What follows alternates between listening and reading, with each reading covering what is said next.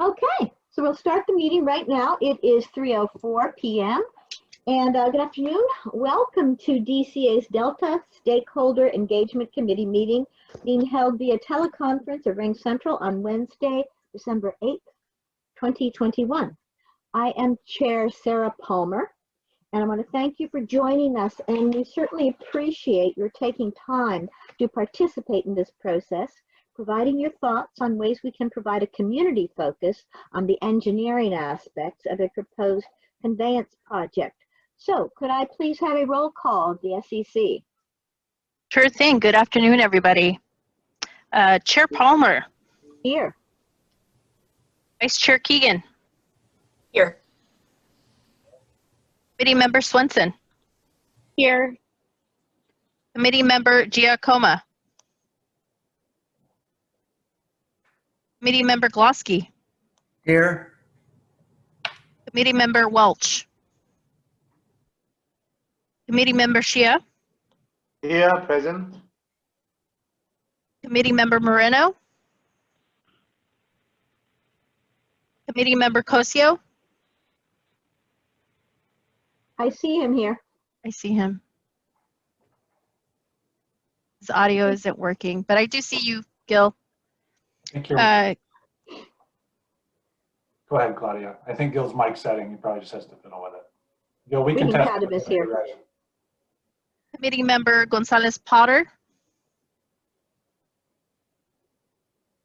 Committee Member Cox. Here. Committee Member Chairman Tarango. Committee Member Leibig. Here. Did you hear Chairman? Vice Chairwoman Tayaba. Here. Hear you. Thank you. Committee Member Lytle. Present. Committee Member Moran. Committee Member Hardesty. Here. Committee Member Merlot. So let me circle back. Cece Giacomo. I see her here. No, that's Cecilia Gamboa. Oh, okay, sorry. Let's see. Committee Member Welch. Committee Member Gonzalez Potter.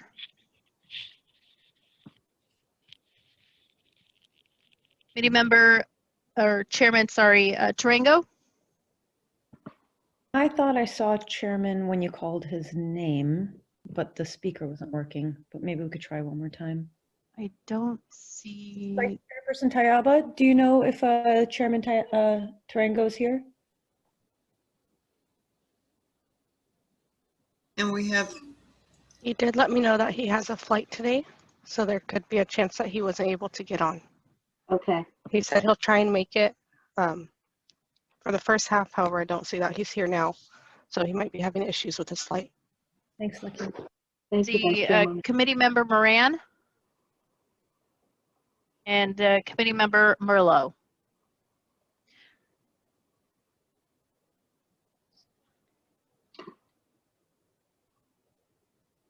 Now, I believe that gives us a quorum, does it not? That does give us a quorum. We just made it. Good deal. Okay, so we have a quorum, so we can continue on as a regular SEC meeting. So our meeting is being conducted via Ring Central and teleconference to ensure we're adhering to precautions related to the COVID-19 pandemic. The purpose of the SEC is to create a forum for Delta stakeholders to provide input and feedback on technical and engineering issues related to the DCA's current activities. So the SEC is a formal advisory body to the DCA Board of Directors. It is subject to the public transparency laws applicable to local public agencies like the Brown Act and the Public Records Act. It is important to note that participation in this Stakeholders Engagement Committee does not in any way indicate support by its members of any Delta conveyance system. And just as I'll go into the practices for the virtual meeting, the SEC discussion process will remain consistent with past meetings, although please note that the public comment process will be adjusted to accommodate new state mandates.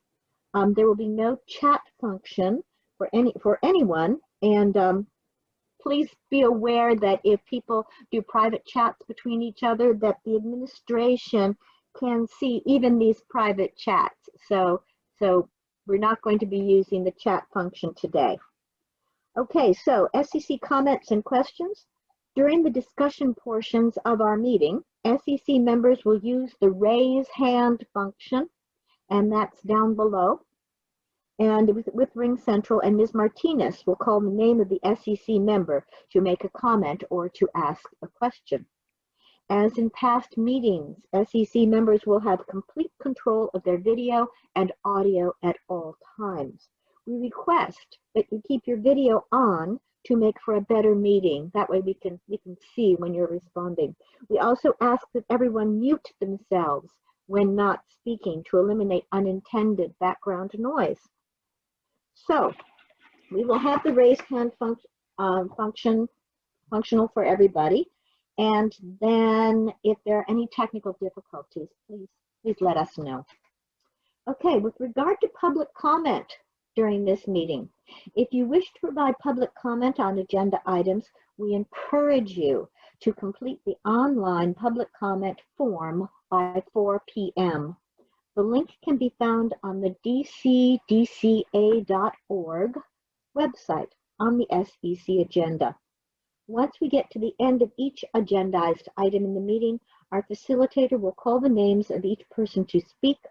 The line will be opened, and the speaker will provide comments. We will follow the same process for public comment on the non-agendized items. The difference during this meeting is that those wishing to provide public comment may also raise their hand. So you do have, unlike some of the other meetings, you do have access to the raise hand function. So if you have not submitted your form, but you would still like to provide comment, you can use the raise hand function using the Ring application, or *9 if you are participating by phone. So *9 is your raise hand function if you're participating by phone. Again, reminder, there is no chat function. The public may also provide written public comment by email to public comment, all one word, so public comment at dcdca.org. All written comments received prior to the conclusion of the meeting will be included in the written record for the meeting, and but will not be read during the meeting. Okay, so we're going to go through first the minutes review. This is the minutes for September 22nd, 2021 of our regular meeting. And so does anyone have any changes, comments, or questions about the minutes from our September meeting? We ask that you provide any adjustments to Claudia Rodriguez by Friday if you do not have them right now. So if you have changes, go to Claudia's email and she will make the changes for you. Anyone? Okay, then See no hands. Any hands? No hands. No hands. Okay, then let's just say those minutes have been approved. So let's go then into the into what comes next. Number 4, the updates and committee discussion. So we have the DCA SEC updates. So for item 4A, this is a review and update for the DCA. As we commence item 4A, I'll ask the DCA Executive Director, Graham Bradner, to provide the DCA update. So Graham, it's yours. Thank you, Chair Palmer. So the DCA is still wrapping up a few loose ends on the conceptual designs. As you'll see from Bill's presentation as part of item 5A, there's still a couple of recent tweaks that we'll be reviewing. But I expect in general, we're done with the bulk of the conceptual design phase, except for continuing to respond to requests for clarification or information from the environmental team. We had our November DCA board meeting right before Thanksgiving, where we did briefly review some of the accomplishments and takeaways from the SEC process, but really as a preview for some of the material that we'll be reviewing here this afternoon. We also recently wrapped up a relatively small geotechnical field program this week. It was, we started it back in, I think, late September, but it was initially a bit hampered by the large storm that we got at the end of October. But we've been able to wrap everything up, and we're in the process of performing lab testing on the collected samples, but we were able to get that all completed before the winter. So those are the updates I have, Chair Palmer. Okay, great. Thank you very much. Now, for 4B, DWR's Environmental Program Manager, Carrie. Oh, first off, were there any questions on that I should ask? Any questions from the SEC? None? Okay. No hands. Let's continue. On item 4B, DWR's Environmental Program Manager, Carrie Buckman, will provide an update on the CEQA process. Take it away, Carrie. Thank you, Chair Palmer. So if we can go to the next slide.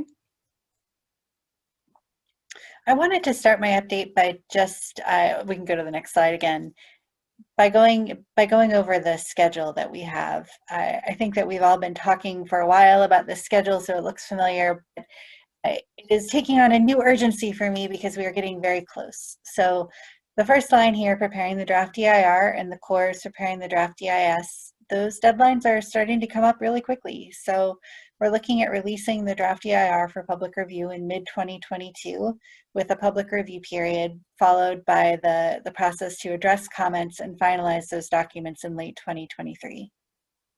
So really, at this point, we are really, really intensely focused on moving towards that document. Next slide, please. So a little bit more information on some of the key things that are going on. So for the CEQA side, the California Environmental Quality Act, we are working to continue with technical studies to help analyze impacts. And then if we identify significant impacts, then try to find mitigation measures to avoid or reduce those effects and incorporate all of that into preparation of the draft EIR. On the NEPA side, or the National Environmental Policy Act, the Corps of Engineers is the NEPA lead, and they are working to develop an environmental impact statement on a similar schedule for release in mid-2022. For soil investigations, as Graham mentioned, there has been some field work, but at this point, the field work is on a winter break, so there isn't any more expected work in the next probably few months. And then last, I wanted to mention, related to the Section 404 permitting for the Clean Water Act, we have amended the proposed project, and people may have seen this. We sent out an e-blast before Thanksgiving that under Section 404, the effects to wetlands and waters are very, very important. And there's a process to try to identify the least environmentally damaging practicable alternative, or LEDPA. And that process really focuses on pushing proponents towards the alternative that has the least impact to wetlands and waters. And so as we've been proceeding with our evaluation of the alternatives, the Bethany alternative does have less of an effect on wetlands and waters. And while we're not done with all of the other evaluation, it does appear to have the potential to have less of an effect on a few other resources as well. So with that in mind, we have asked the Corps of Engineers to change our proposed project to the Bethany alternative because of that decrease. So we will be reflecting that in our draft EIR, and we've asked the Corps to reflect that in their draft EIS as well. And so we sent a letter to the Corps, and we posted that letter as well as a set of questions and answers on our website in case people want to see more. So I just wanted to mention a few things about that. First of all, this doesn't mean that we've selected a preferred alternative or even that we've made a decision to move forward with the project at all. CEQA case law requires us to identify the proposed project that we're considering at the time of the draft EIR. And so we have to identify that in the draft, and this is our current thinking, but we really acknowledge that that thinking may change as we move through the process. We're going to get public comments and work to finalize the document, and we will make a decision at that point based on all of the information that we received during that public comment period. The other thing I just wanted to mention is that I've seen some concerns about the South Delta and that DWR may abandon facilities in the South Delta. So I just wanted to mention that Bethany, along with the Eastern and Central alternatives, all use a system called dual conveyance, where the State Water Project would rely jointly on both a proposed new North Delta diversion as well as continued use of the South Delta facilities. So similar to the other alternatives, Bethany would continue to use those South Delta facilities. So we wouldn't be abandoning those facilities. But I also wanted to mention that we don't only maintain water quality in the South Delta because we have facilities there. We're required to under the law. So we have water quality and flow criteria that we have to meet, and we would continue to have to meet those in the future. So I think that those are my updates. And so over to Val if there are any questions. Okay, thank you, Carrie. Do we have any questions, Valerie? We have no help. There's a hand. David Glosky has his hand up. Okay, go ahead, David. Hi, Carrie. Thank you for that. Will your draft EIR have the reasoning that shows that the Bethany alternative affects the fewest wetlands and things like that? It will, yeah. So the draft EIR will have the information behind it and the evaluation of impacts to wetlands and waters in quite a bit of detail. And one other thing to mention, actually, when you asked me that, and I should have said this earlier, CEQA documents typically don't need to include all alternatives at the same level of detail. However, we made a decision a while ago to do that we are including all of the alternatives at the same level of detail, partially so that we have consistent information with the NEPA document, the environmental impact statement. So we will continue, like there's no change in terms of analysis for the different alternatives in the EIR. We will disclose the wetlands and waters impacts in the same way for all of the alternatives. Great. Okay, thank you. Okay, no other hands. No other hands. Okay, thank you. Thank you, Carrie. Much appreciated for your update. So let's move on to item 4C. And Ms. Martinez, can you lead us through the SEC questions or comments from the June 23rd meeting, and I believe also from the September meeting? Sure. From the September meeting, just, you know, as we do at every meeting, we wanted to create an opportunity because sometimes after the presentation, people take a look at what the material is, just, you know, again, study a little harder, and, you know, they come back and say, hey, we do have questions. We need some clarifications. And so the items that were discussed were the air quality analysis methods, ongoing outreach efforts, and the engineering updates. I believe it was specific to Bethany. Does anyone have any questions or comments? Or okay, no hands. Then we can go ahead and move on. Okay, then that brings us to public comment on anything from item number 4, which is 4A through C. Do we have any public comment on 4A through C? None? Okay, then let us move on to item number 5. And this is where we get into the presentations and committee discussions and the technical items. So for number 5A, I'll ask Graham to please provide an engineering update to some of the adjustments made to the intake conceptual design, and I believe Phil's going to come in on this one as well. So please take it away, Graham. Graham, you're on mute. Sorry, got it. Thank you, Chair Palmer. You're right. Phil's going to start it out, so I won't belabor it. Phil, why don't you go ahead and jump in? Okay, jump to the next slide, please. So as you know, you've been hearing from Carrie and others and Graham, we are sort of winding up the conceptual engineering. So this took us to a position where we, you know, had the facilities pretty well laid out, and we're able to incorporate them into a 2D river model to evaluate the intake's impact on whether or not they increase flood water levels in the river.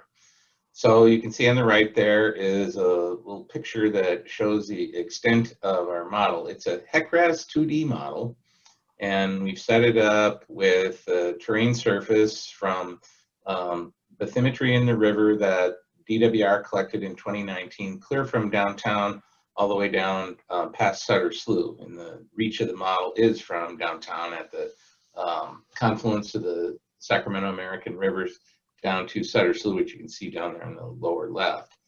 You can also see where the 3 intakes are located. I'm starting to use the EIR designation as well. Intake 2, which we've been talking here in the EIR, is intake A.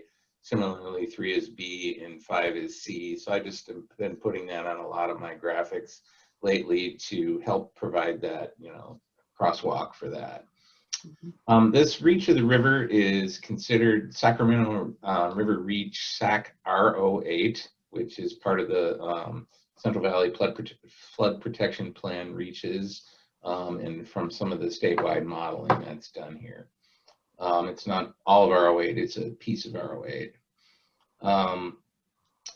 And again, the updated, very recent bathymetry, and then for the areas that weren't underwater, it's the recent LIDAR that DWR collected.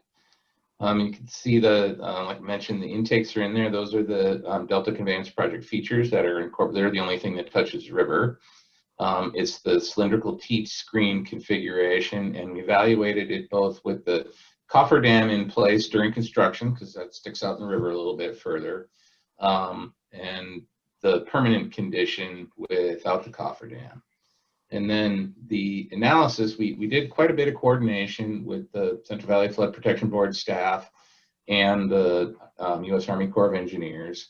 And the flood flow scenarios that it was agreed on and all that coordination that we'd evaluate is the Corps of Engineers 1957 design flood profile and their flow rates. That's essentially the conditions that the original Sacramento Flood Control Project, the levees, were designed for. And then we've also evaluated it in accordance with the Central Valley Flood Protection Plan 100 and 200-year events. So there's a 100-year and 200-year for essentially existing conditions. And then there's one in roughly 50 years in the future that accounts for changes in runoff due to climate change and sea level rise on the downstream end that gives you a little bit higher water levels backing up into this area. And also in with recommendations from the Corps and the Flood Board, we evaluated the water surface increases relative to their criteria, not a specific criteria, but as we agreed to at the meetings, and it's pretty commonly used, is that less than 1/10 of a foot maximum increase in the water surface elevation because of your project.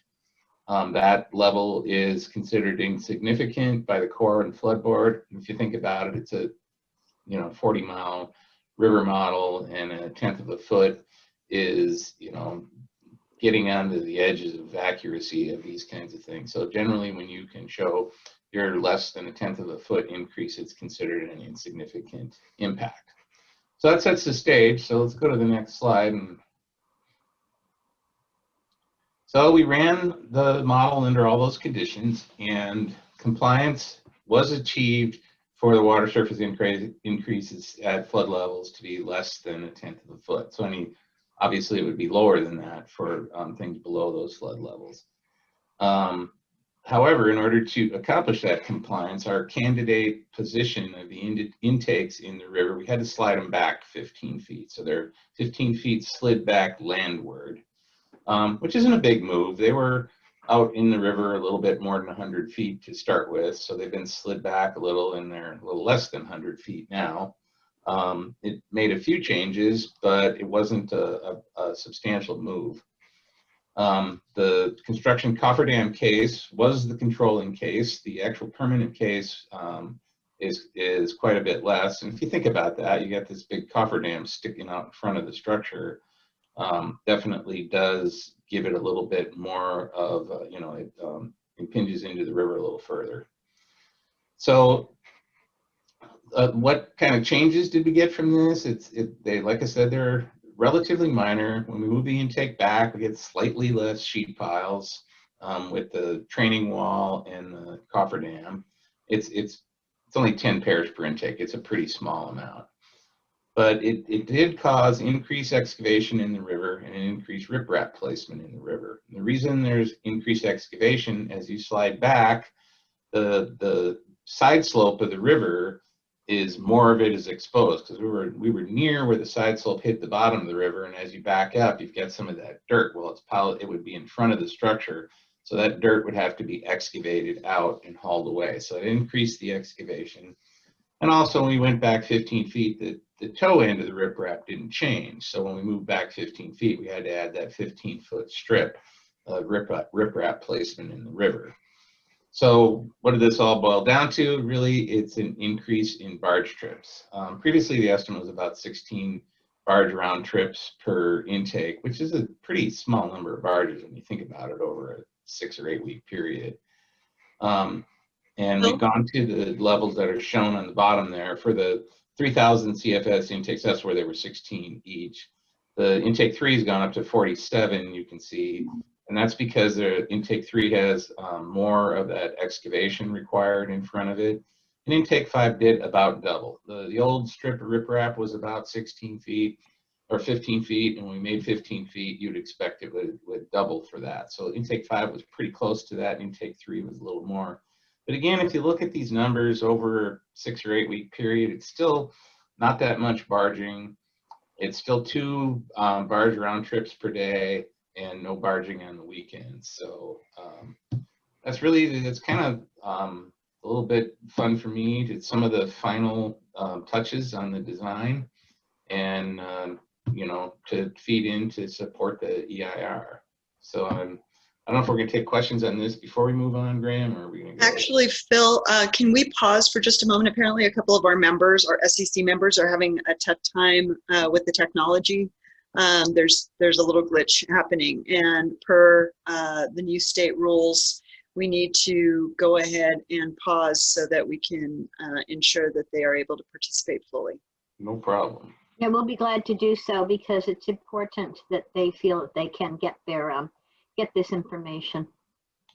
It is my understanding that there are a few SEC members that cannot turn on their video.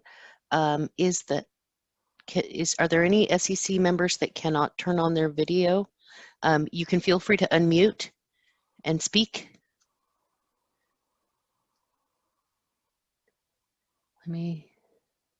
Do we know that folks can unmute? I'm trying to test that right now to validate. Yeah, and Douglas has his hand up. So Douglas, hold on one moment. I think we're trying to first quickly address an issue. Go.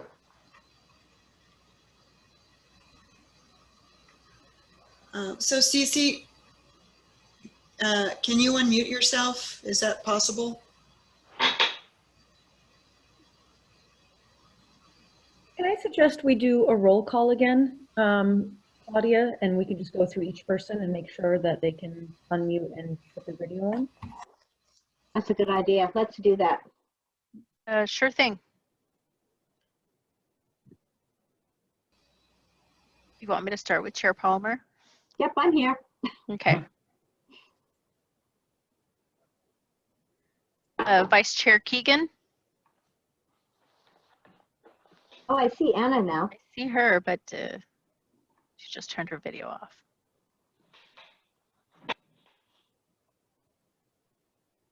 Vice Chair Keegan. Circle back. Anna, I see you. Can we get a mic check? You can't unmute? Anna, could you let us know by a thumbs up if you can see the screen? Can you see it? Okay, good. But you cannot unmute. See, you're unmuted now. Try again, Anna. It says the host. Oh, we can hear you. We can hear you. We can hear you now. Well, I'm just Okay. telling you, the screen says the host is not allowing participants to unmute themselves. Okay, I will go through one by one and verify this. We'll fix this. So Jennifer, it appears that Barbara, Vice Chair Keegan is also getting that same message. Okay, let's go ahead. Can we start again with the roll call from the beginning, please? Yes. Okay. Chair Palmer. Here. Vice Chair Keegan. Here. Excellent. All right. Committee Member Swenson. Try the unmute button again. There you go. You're unmuted, Anna. Say something. Oh, Say something, wait, Anna. it Yes, just you are. unmuted. Okay. I Yes. don't know what's happening. You're Okay. good. Excellent. Thank you. Committee Member Giacomo. DC.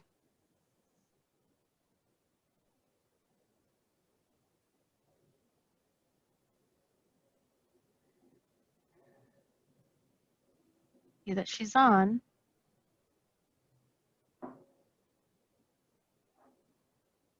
Committee member Glosky. Yeah, I'm here. Thank you. Committee member Welch was not here earlier. Okay, committee member Shia. I'll be right back, guys. Present. Excellent, thank you. Committee member Moreno. Here. Excellent, thank you, Gia. Committee member Cosio. AC cannot unmute. Just got a text. He's unmuted. Can we hear you? No. That may be a computer setting though.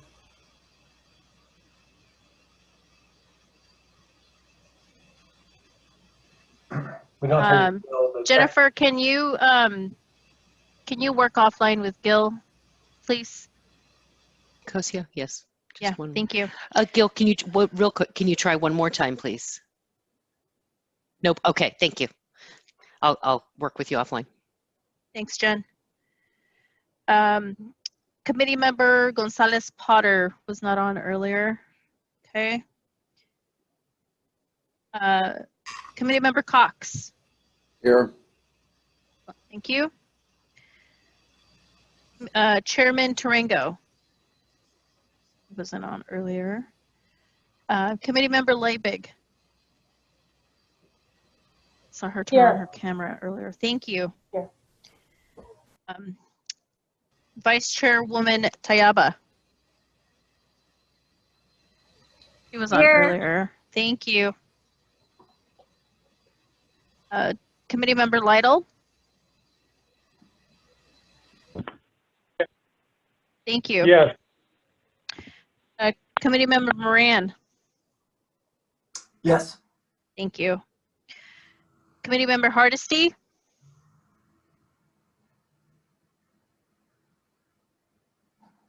Mike. He was on earlier, I think. He is on. He may be having the same issue.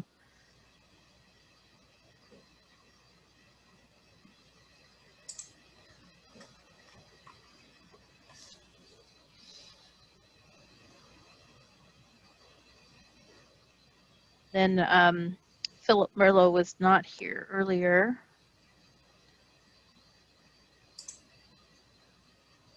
May I make a suggestion?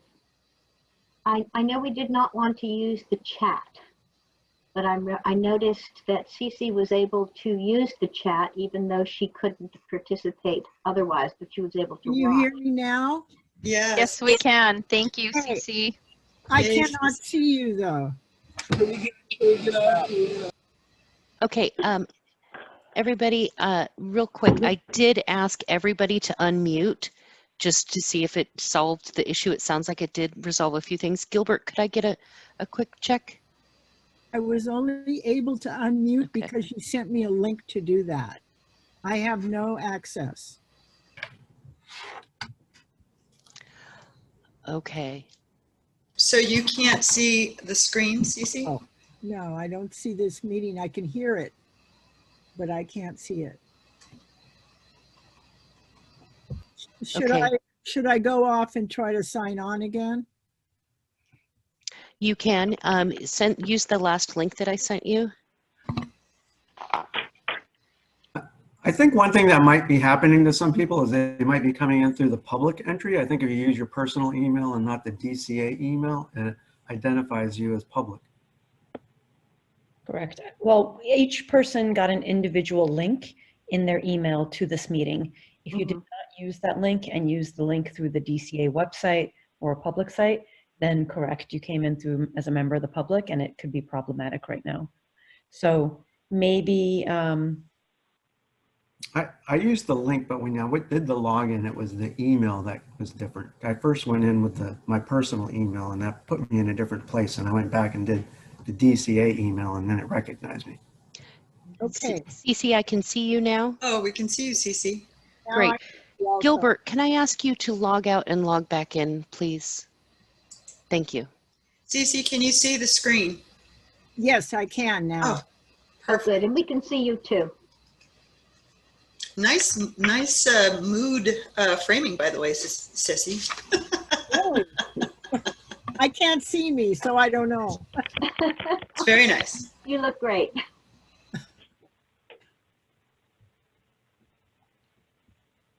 Okay, and G is in, and Anik, we can hear Anna and see Anna. We're close.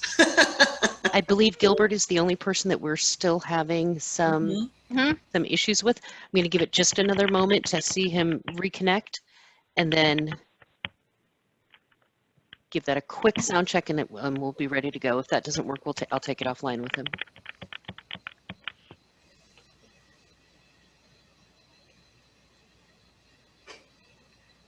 On my screen, Mel's screen keeps lighting up. Is he trying to say something? Can he be heard? Mel Lytle?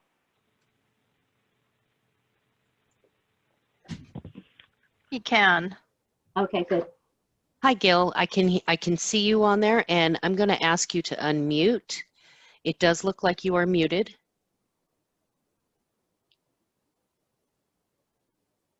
Oh, you were unmuted for a second. Try it one more time.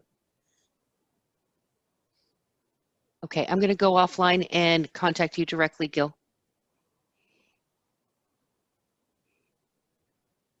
Okay.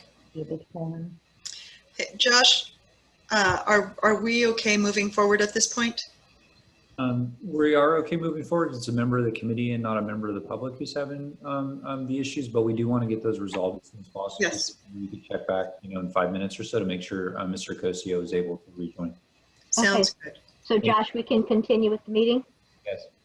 Okay, so we are, I think, Phil, you're still talking about some of the flood stuff, so you want to continue?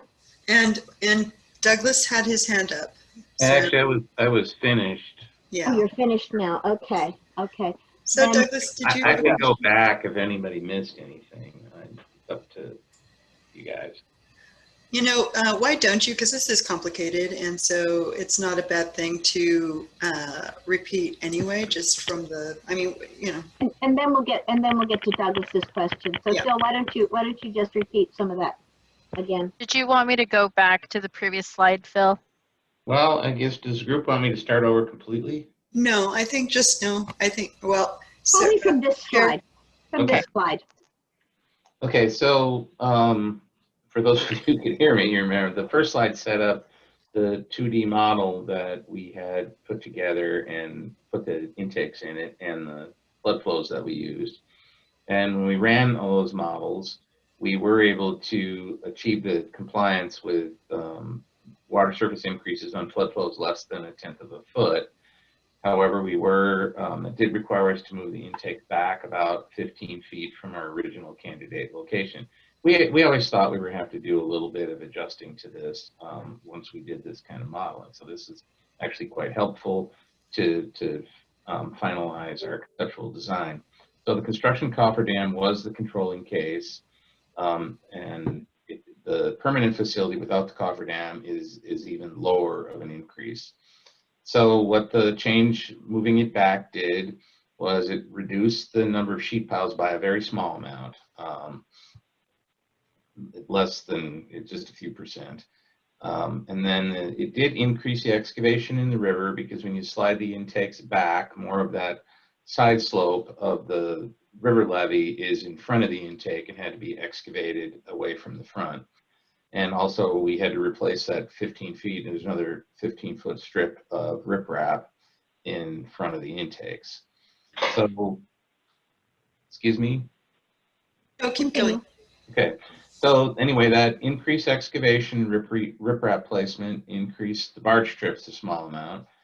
Previously for the 3,000 CFS capacity intakes, since they were pretty similar because they were both near the bottom of the embankment, they were 16 round trips per intake. But now that we moved them back, intake 3 at 3,000 CFS more than doubled because of the amount of excavation in front of the intake at that point in time. And intake 5 did approximately double because it's still close to the bottom of the embankment. That being said, there's still pretty small number of barge trips. There'll still be just be 2 round trips per day, and no barging on the weekends. And it's a 6 or 8 week period to do all this, so it's still a relatively low amount of barge traffic on the river. So anyway, this is one of the last items we're touching in the concept design, feeding the EIR, and I've been happy to share this with you all over the last few years. Okay. All right. Do we have any comments from the SCC members? So Douglas has had his hand up for a while. So Douglas, go ahead. My question is simple. What does CVEPP stand for? Central Valley Flood Protection Plan. Okay. Central Valley Flood Protection Plan. Okay, thank you. That's basically the state flood organization, where the Army Corps of Engineers is the federal flood protection organization. Okay. This EPP, isn't it flood F? It should be CVFPP, right? Didn't I get that? Did I get that wrong? Which one were you asking? Central Valley Flood Protection Plan. Yeah, CVFPP, and then it's graded by, you know, the staff is the Central Valley Flood Protection Board. Got you. Thank you. Awesome. All right, and Anna Swinson has her hand up. Anna. Oh, it worked. Okay, great. Oh, good. So a couple of comments. We recently have had some much needed levee work done here in the North Delta. And let me tell you, those barges, when you just say, oh, there's just 2 barges per day, they're humongous. They take up more than, 3/4 of the river width. They are a disruption to the bridges, which means at least twice a day, the bridges in our community are going to go up for tremendous amounts of time. If you're sitting, especially if it's during commute hours or during harvest or anything like that, it's going to really cost our community time and effort and frustration. And so I don't see just like 2 barge round trips per day being, that's actually 4 trips per day, 4 times that the bridges would be up for incredible amounts of time. And the other thing, and I already know what the answer is, but I'm gonna say it. So when we have discussed the coffer dams in the past, there was impacts to the other side of the river, because you cannot impede on the river without affecting the width on the other side. And so part of the previous plan was to create setback levees on the western side. And so I guess my question is that still the plan? And you're going to tell me, well, we're going to figure that out. That's after CEQA, because I've asked this question now in every iteration of this project. But that's a deep concern. There are homes on the other side. There are farming operations on the other side. And it kind of feels like a hidden impact that we aren't allowed to talk about until the right moment. And that right moment is right before they're putting in a setback levee. And so I'm very deeply concerned about that. And, the reduction is nominal in my opinion. It's still destructive. It's still incredibly invasive. And I don't think that this is the right thing to do, regardless of the size, whether it's 15 or 3,000. Thanks, Anna. Do we want to answer Anna's question, even though she kind of already answered it? Well, there was a variety of them, a couple of them. She is right. The bridges would go up and down. We would try and require that movement to be outside of the commute hours, so that would help that. But they are going to have to go down, like she said. Regarding the minor increase in water level and flow velocity, we don't see any impacts on the far side from the 2D modeling. And I don't believe there was a plan to put a setback levee in the water fix project. So I'm not sure where you're getting that, Anna, but we don't have any plans, and we don't believe that anything is needed from these impacts on the far side of the river. Great. Okay. Anyone else? Yes. Let's see. Mike Moran has his hand up. Thanks very much. Hey, Phil, thanks very much for this presentation and for all the ones you've done. They've really been just great. So just to get an idea of what this means by moving structures 15 feet landward. So the screens, the intakes won't be out in the river as far. They'll be closer to what would have been the continuation of the levee. Is that correct? You're moving them back towards the levee? Yeah, Mike, the structures were always in the levee, but the face of them was out near where the levee toe reached the bottom of the river. Now remember, we're replacing the levee, so the levee we're cutting into will no longer be the levee. So I don't want you to think that we're taking some levee capacity away. Oh, in fact, the levee will be it'll be even wider than it ever was before because of the highway and all that. But yeah, so we move it back, and because of that sliding the face back, like I said, that angle as it comes down there, in some cases now left some dirt in front of the structures where it didn't before. And that's why the excavation went up. Okay, and so that kind of leads to what Anna was getting at for me is the what impact on the hydrology during construction permanently, and then do we even know where do we have a destination or a departure disembarkation point for the barges? Do we know where they're going to and coming from? We don't at this time. The assumption is they're going to the Port of Stockton. Okay. That's a good assumption, I believe, for the riprap source. A lot of times this excavated material, there's other places that are all permitted. Everything would be a permitted location to place it. But as far as evaluating impacts for the EIR, the Port of Stockton's been assumed. Okay, and then hydrology. The hydrology, I mean, the impacts are minimal. We've met this less than 1/10 of a foot increase in water surface at even these worst case floods, even in the future. So that's river hydraulics. Hydrology is what it is. It's dictated to us by the flood board and the Corps. Okay. Okay, we'd be curious to find out where that where the barges are going to and from, because the impact wouldn't just be at a particular point at a particular time, but the total amount of time that barge is on the river. Yeah, as an example, I know contractor Dutra has a materials yard that they might take material like this. And there's other locations like that throughout the Delta, and that would be worked out in greater detail. And Carrie can jump in, but if the destination turned out to be different, they would evaluate the difference in impacts later on when it was more firmly known. Yeah, you got it, Phil. We're looking at reasonable assumptions for now because we don't know everything. So we sort of do the best we can. And so looking at Port of Stockton as a reasonable start and end point, that gives us a good assessment of the impacts. And if that isn't where it turns out to be, we'll do some supplemental analysis later to see if that changes impacts. And the duration of that trip from the construction site to the port, that would be in the EIR? Do we know? Yeah, I forget, Mike. It seems to me I've seen that, but off the top of my head, it takes about a day. Okay, great. All right, very good. Thanks. All right, thanks. And Gia Moreno, you have your hand up, and then Douglas once again. So Gia.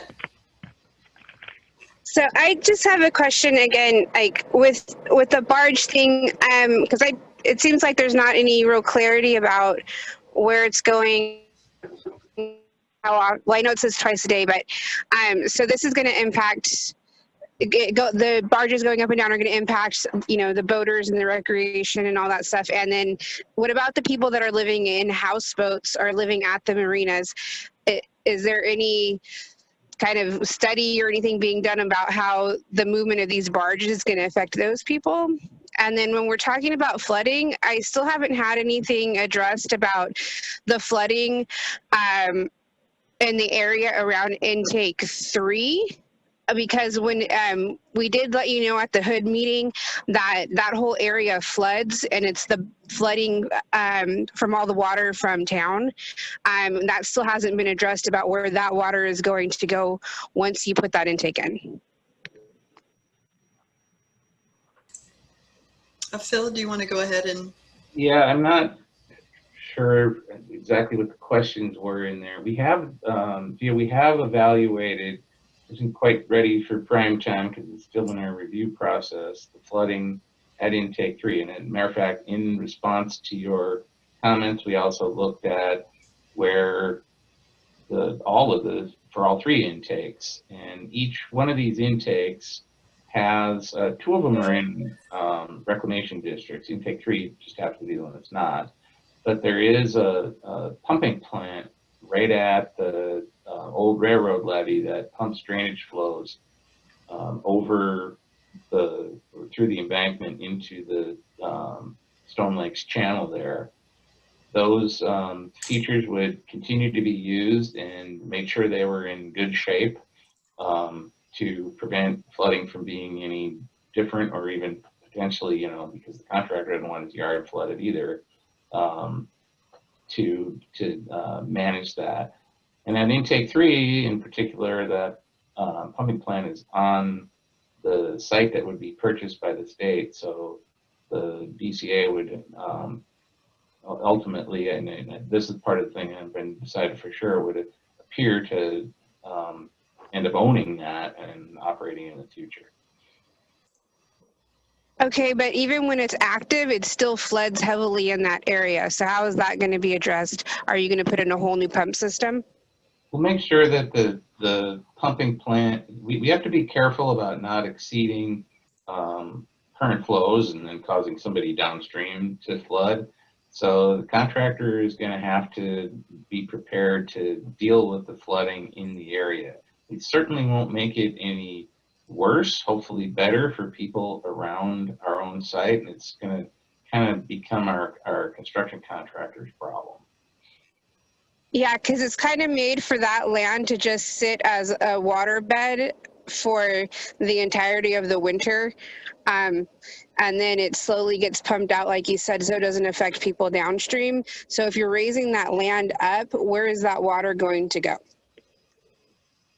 Again, it's the same flow that comes in there. The storage would be changed a little bit, and these are some of the things that have to be worked. We don't have access to that property, Gia, so we can't do a full analysis on it like we would at some of the other sites. But during final design, that whole thing will get fleshed out really well. And I mean, I can imagine the state and DCA would again coordinate with the residents in that area to let you know what we're doing.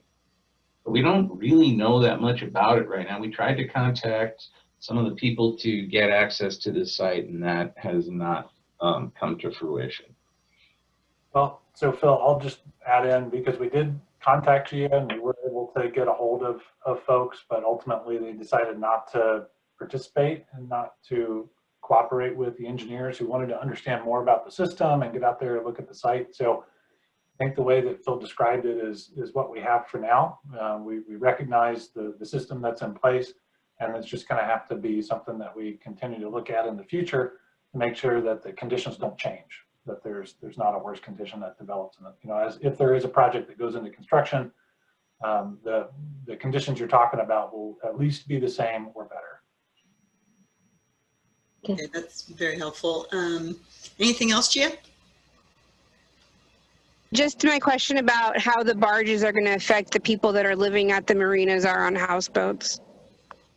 So I believe we didn't particularly analyze that specifically as an engineer. And to be honest, I have to plead a little bit of ignorance about what might be in the EIR about that.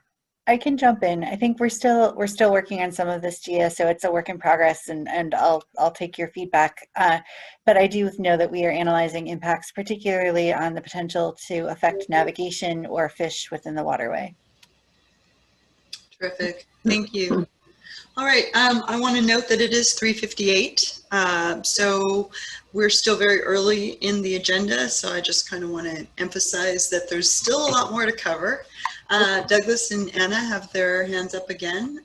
Douglas, is there a point of clarification?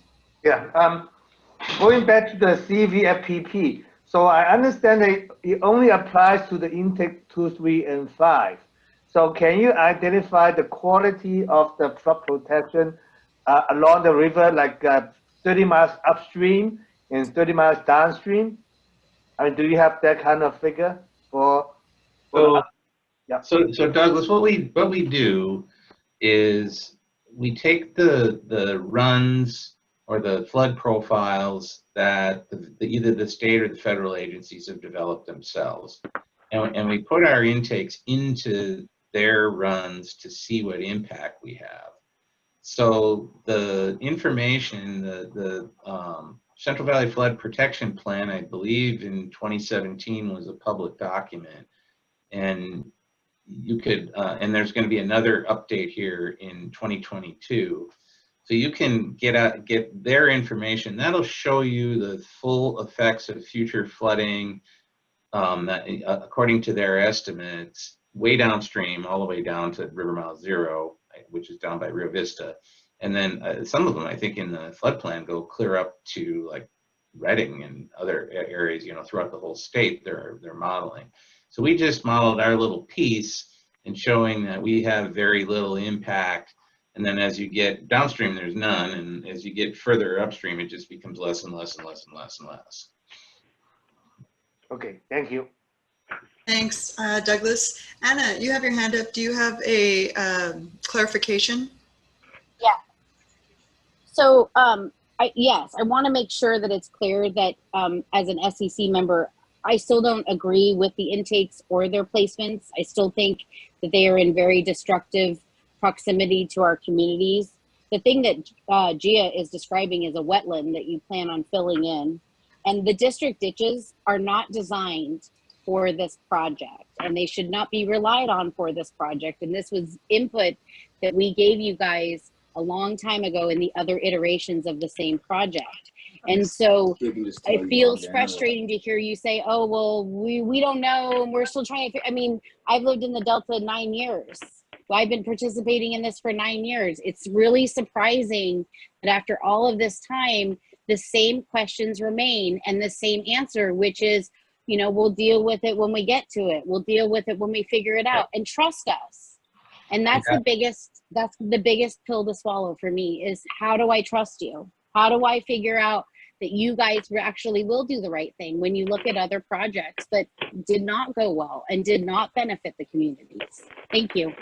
Yeah, I can't speak to the history or the behavior of the entities, but we won't release more water to these pumping plants than they're getting now. So they're not, and we would work with the RDs to make sure that they were upgraded and fully functional to be dependent on. So we're not really going to change the operations of those areas. The area at intake 3, I don't believe, is actually a wetland. It's a farmed area that's either in orchard or vineyard right now. I forget which one. Okay, well, let's move on. Do we have any other questions from anyone else?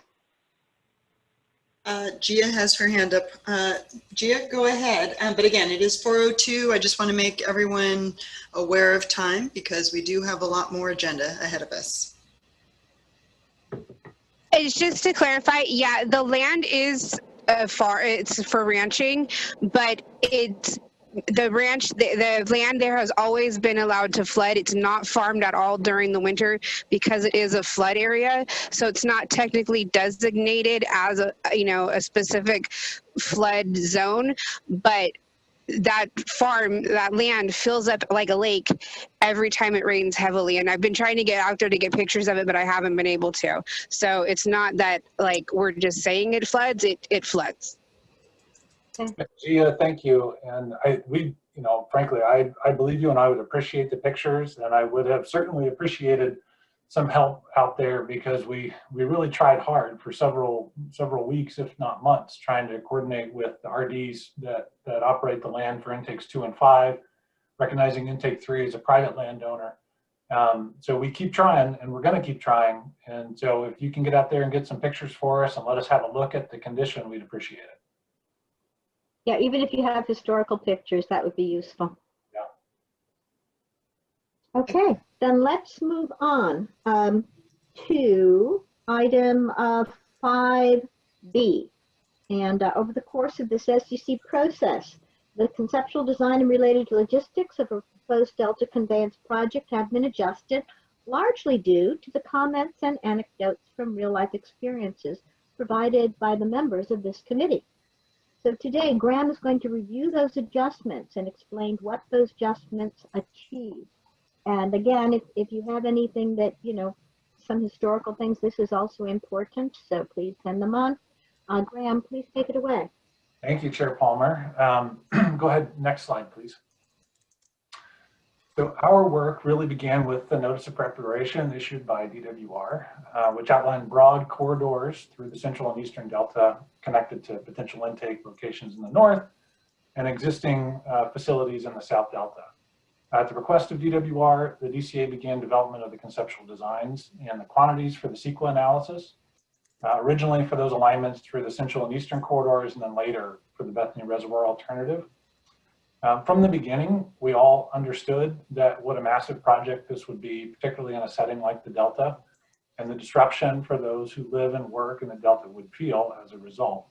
So part of our mission as we developed the new single tunnel project concepts was to look for opportunities to minimize the project effects on Delta communities and habitats. We also considered it critical that our concepts be developed through a process that would allow for local community input and a forum for discussing potential adjustments that could either benefit the community or at the very least be less disruptive than other options. And so with this in mind, the DCA created the SAC to get feedback from the stakeholders of the Delta with a lot of emphasis placed on the siting of facilities, understanding traffic effects, waterway effects, reducing construction related impacts and land use effects. Now, I mean, just as a reminder, the SEC wasn't required or mandated by any process, but the DCA board decided to stand up this committee so that the project being evaluated in the EIR would reflect some amount of community input. It was also decided that the SEC should be a Brown Act body. This is to ensure a maximum amount of transparency in the process. The nature of these meetings that you've all been participating in meant that the SEC had public had access to materials, design schematics, maps, all prepared by the DCA, and were prepared to daylight engineering information and concepts. All of these materials still remain available through our website, as well as printed materials in the libraries throughout the Delta. Next slide, please.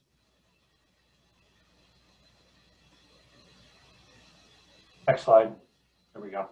So implementation of the SEC began back in September of 2019 with the DCA board passing the resolution to begin the ad hoc committee.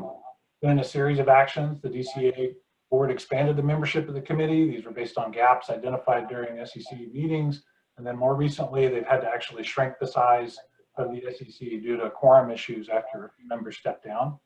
It's been a maximum of 20 members with 2 DCA representatives, a wide array of interests and geographic locations represented.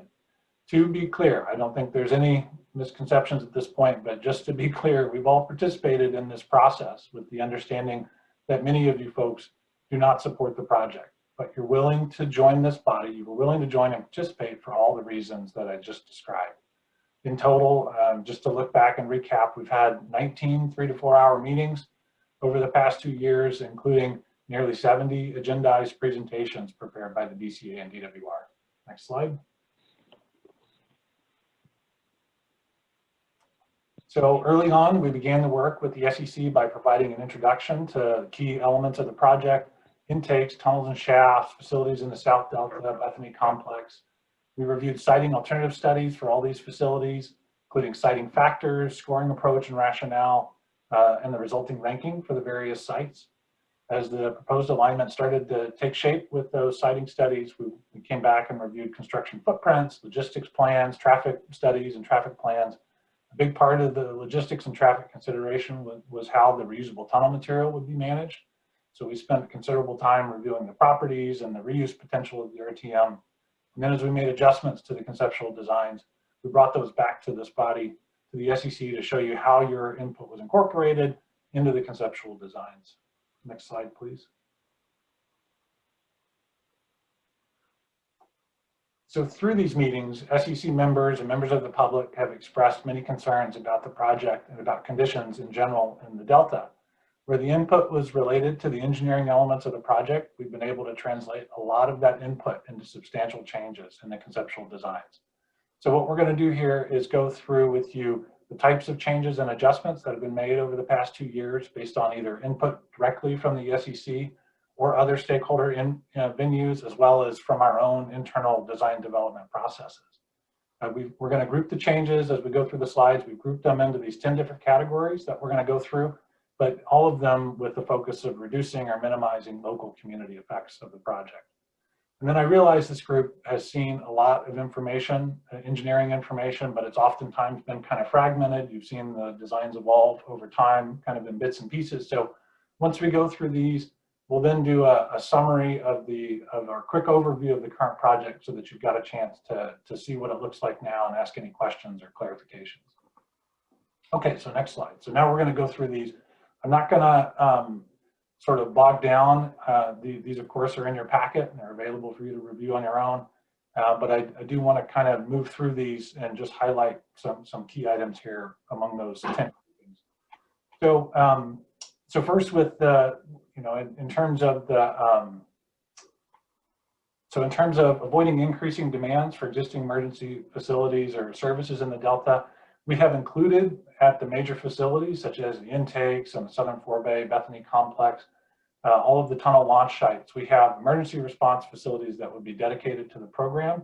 But at the same time, we're totally open to and trying to work with the local emergency responders to see if we can maybe move some of those facilities over to their local locations so that it could help to increase the long-term emergency response capabilities beyond the period of construction. Next slide.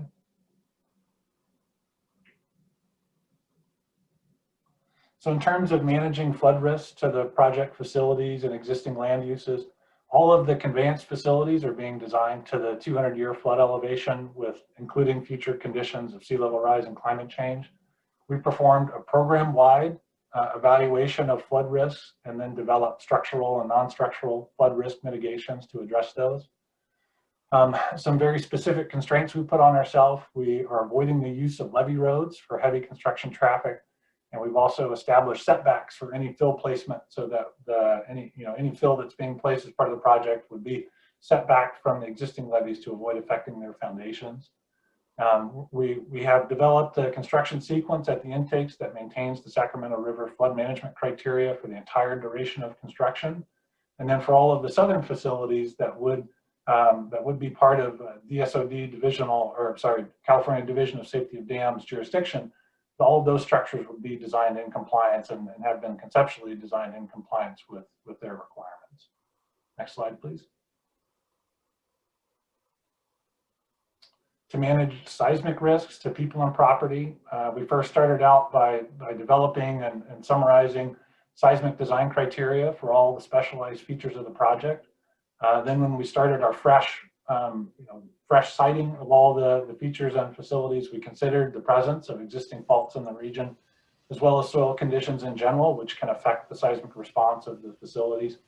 Where it looked like it was needed, we've provided enhanced amounts of ground improvement. So for instance, the intake foundations at the intakes, the Southern Forebay embankments, any of the structures on soft or loose ground all have fully accounted for ground improvement. That's also in the quantities and estimates that are being evaluated in the EIR.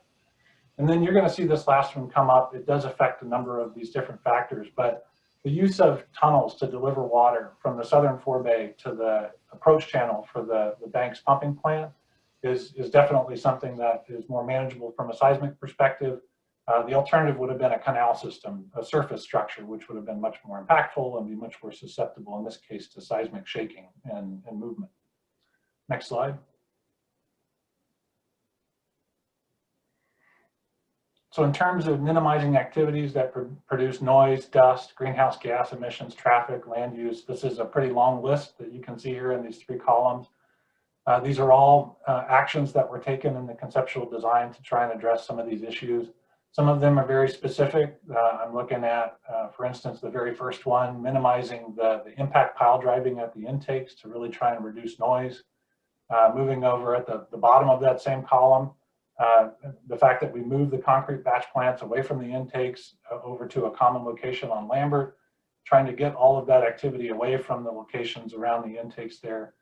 Some of them are more broad. The bottom of the middle column, the fact that we went through and developed a complete program-wide soil balance to try and minimize the amount of extra import or export of fill materials in and out of the project. We even used that exercise to try and optimize the sequence of construction so that all these materials would be available when the time was right to really try and minimize the movements.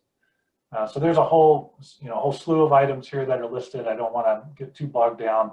One other big one that you may not remember, but on the very right column there, early on we were able to eliminate the intermediate forebay entirely, which would have been a pretty large structure up in Glanville Tract that was part of the old project. Next slide. So in terms of minimizing construction effects to existing infrastructure, other community resources, again, you see that tunnel option from the southern forebay to the approach channel being a factor here as well. We also considered existing infrastructure as we did that fresh facility siting for all of the site elements. We used cutoff walls extensively to minimize the effects of groundwater or the effects of construction on groundwater conditions during construction operations. Committed to capturing, treating, and reusing water generated during construction activities, and then also maintaining the existing irrigation and drainage systems that surround the project sites and areas. Next slide, please. Construction traffic and associated effects, another big one. So we started out first with some big picture constraints.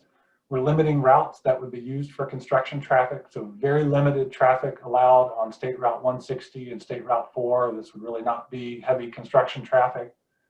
Limited activity on Hood Franklin Road, really limited just to buses to shuttle folks from the park and ride lot on Hood Franklin over to the intakes.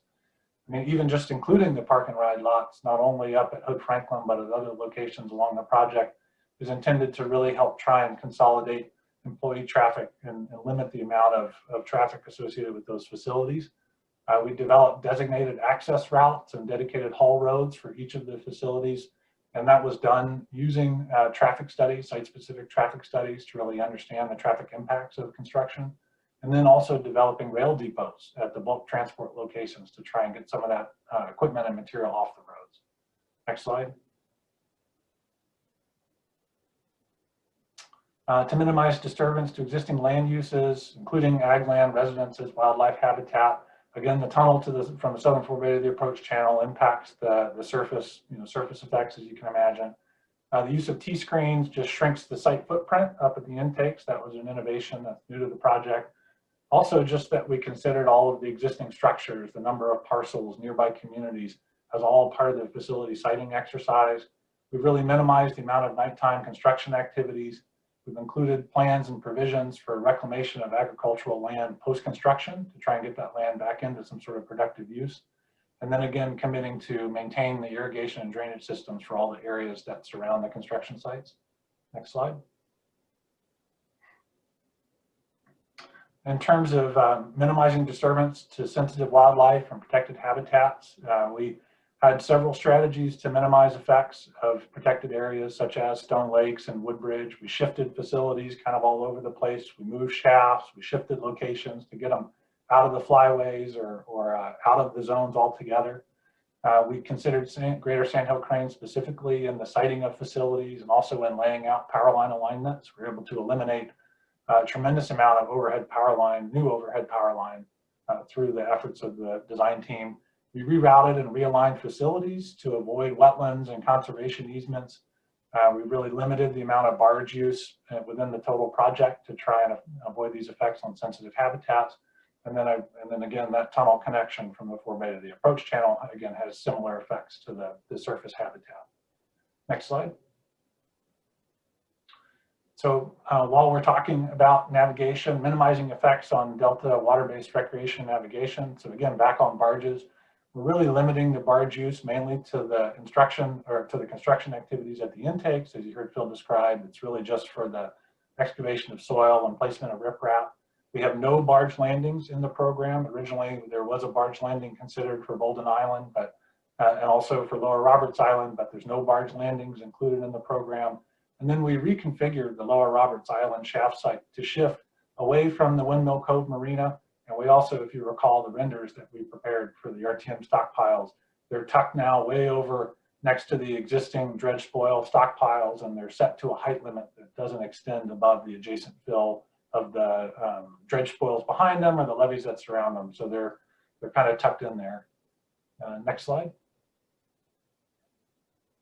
And then this is the last one, item 10. So to minimize noise during construction and operations, the use of the cylindrical T-screens really helps with the noise of the screen cleaners. If you remember Phil talking to this group a long time ago about the difference between the screen cleaners of a vertical plate screen versus the cylindrical T-screens. These are, noise is virtually non-existent from that activity with the T-screens. We also have accounted for and included noise reduction measures. So we have enclosures like shrouds that you see in the image there for what pile driving is required would be done within a shroud.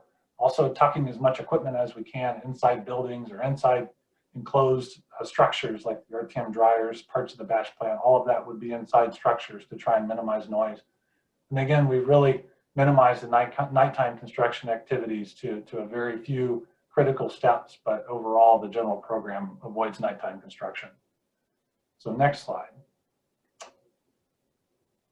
Okay, so now that we've gone through all those ways that the current project attempts to minimize local effects, let's go quickly through the project alternatives. I know that you all have been exposed to more engineering content than you could ever want, but I wanted to make sure that you heard this recap of the overall configuration and you had a chance to ask any questions that you still might have. On the north, the intakes in the northern tunnel vary by capacity, but they're otherwise the same for all three alignments. The 6,000 CFS project would have two intakes. That's intakes 3 and 5. Intake 2 would only be needed for the 7,500 CFS project. For the shafts on the main tunnel, which is what we call from the intakes down to the Southern Forebay pumping plant or to the Bethany pumping plant, the TBMs would be launched from double launch shaft sites at Twin Cities Complex, and then from 2 additional single launch shafts on Bolden for Central or Lower Roberts Island for Eastern. And then also for both of those, Central and Eastern, at the north end of the Southern Forebay, there's a launch there heading north that you see with the green arrow. Bethany is different. We were able to develop the Bethany concept having just 2 double launch shaft sites overall to cover the entire length of tunnel. And those are on Twin Cities Complex and then Lower Roberts Island. Total tunneling mileage ranges between 42.9 miles on Central to 45.6 miles on Eastern, Bethany in the middle. Multiple just as a reminder, I'm sure everyone knows, but TBMs would be launched, multiple TBMs would be launched to excavate the sections of the tunnel at the same time. And you can see the individual tunnel links shown on the map on the right side. They range from about 6.7 to 14.4 is the min and max on those tunnel drive links. A big key difference between Central and Eastern versus Bethany are the connections to the existing state water project facilities on the south end. Central and Eastern connect to the approach channel of the existing Banks pumping plant. That's just downstream of the Skinner Fish facility, whereas the Bethany pumping plant lifts the water all the way up to Bethany Reservoir through that set of parallel aqueducts and a discharge structure. Next slide, please. So key takeaways from this process that we've all been involved in, at least from my perspective, these are key takeaways for me, and I'm sure everyone will have their different view on the process. We have completed the conceptual designs for Central and Eastern and then Bethany earlier this year, but we continue to iterate and sort of fine tune things as you've been seeing this year. So we continued the SEC so that you could see that. You could see how the environmental impact analyses can drive changes in the design concepts. But at this point, we are nearing the end of the current phase and we're transitioning all of our efforts to supporting DWR as they prepare to release the draft EIR. It was always intended that the SEC would wind down after the conceptual designs were complete. The image on the right side is actually an excerpt from an SEC meeting in November of 2020, so just over a year ago, where Catherine Mallon proposed to extend the SEC from April of 2021 to the end of 2021, based on the timeline for the Bethany Reservoir alternative, and to really tee things up to transition over to release of the draft EIR. Catherine's estimate at that time was pretty dead on, and we're reaching that transition point now. Overall, I think the SEC provided an opportunity for the conceptual design team to hear directly from the local community about your concerns.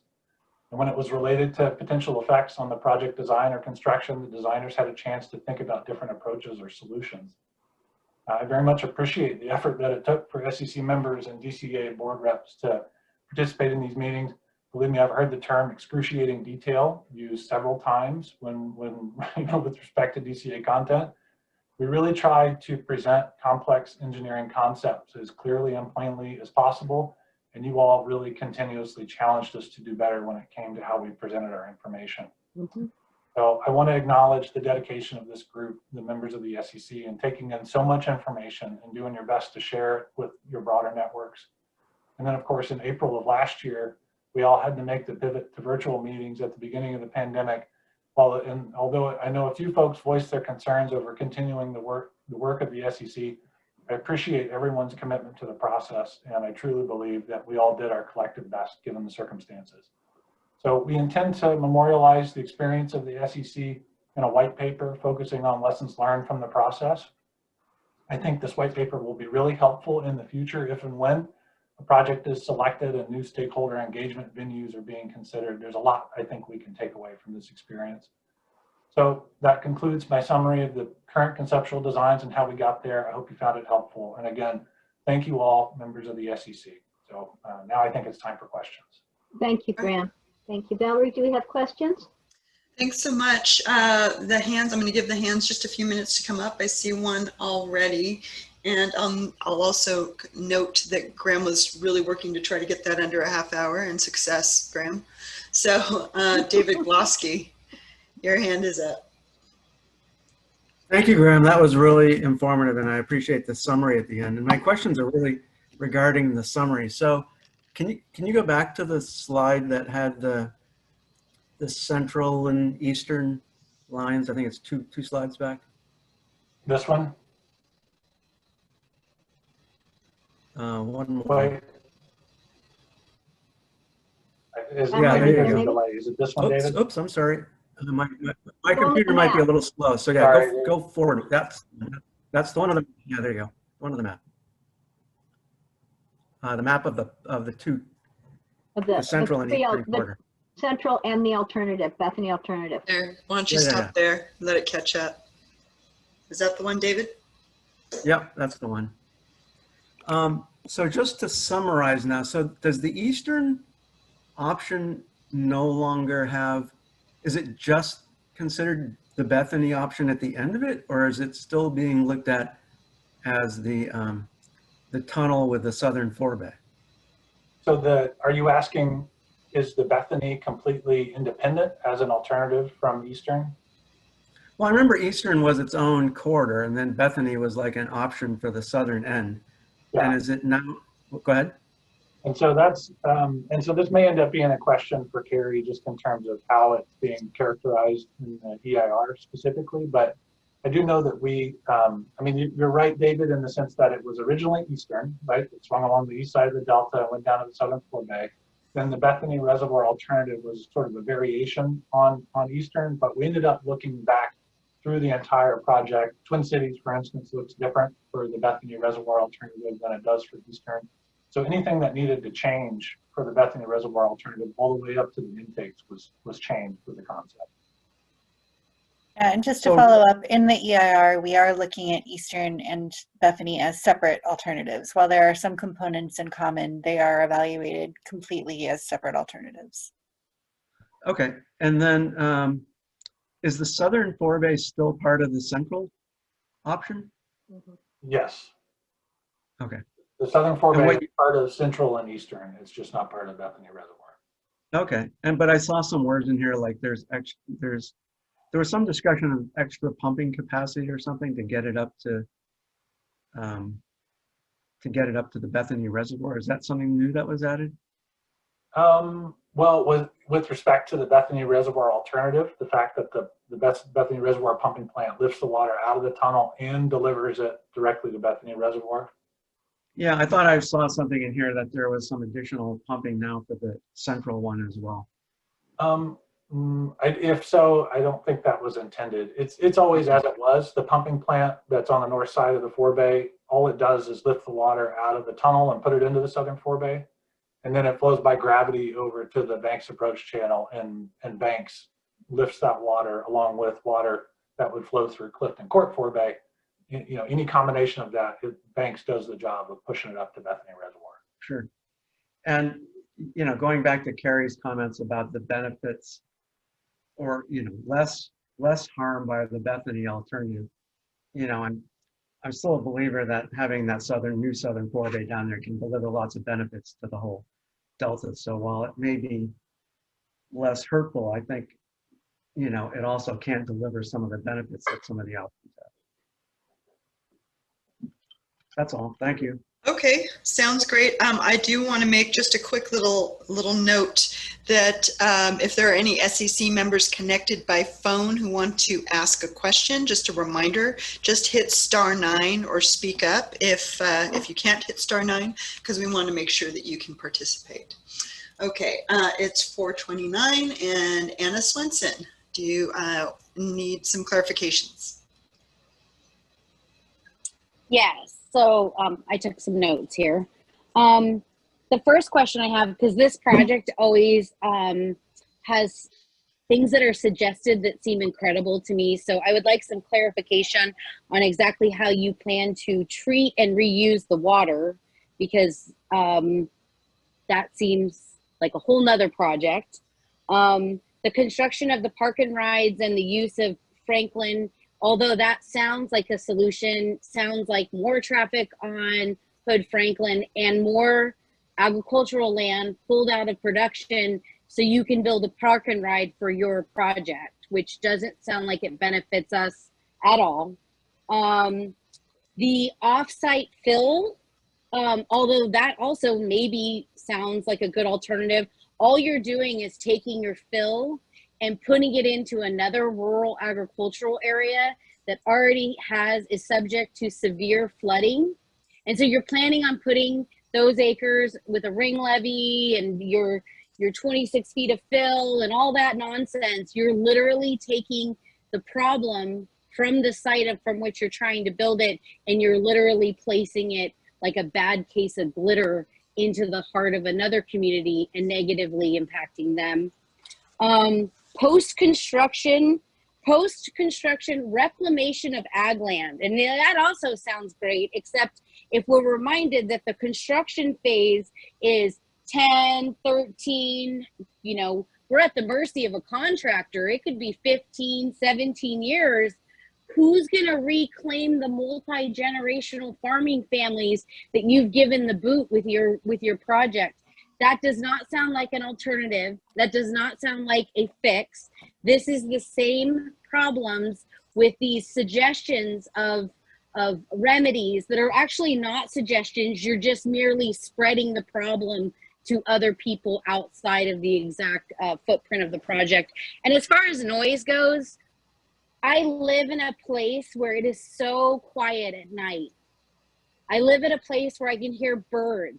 I live in a place where I can see cranes flying, and I live in a place that has the biggest aspect is the peace and the quiet. And whatever noise reducing whatever is never going to equal the peace and serenity that you will rob this agricultural community from with this project. So although all those things sound like they're fixes, all they're doing is putting lipstick on a pig, and it's not right. And you should not be putting spoils into another agricultural area on Twin Cities and making your problem and our problem now their problem. That community, once they know what's happening, they will be up in arms because you're literally putting them at a severe flood risk. And where will you be? You won't be around. So again, how can we trust you? This is very disingenuous fixes. Thank you. Thanks, Anna. Graham? Yeah, all right. I wrote things down, so I'll just go through these.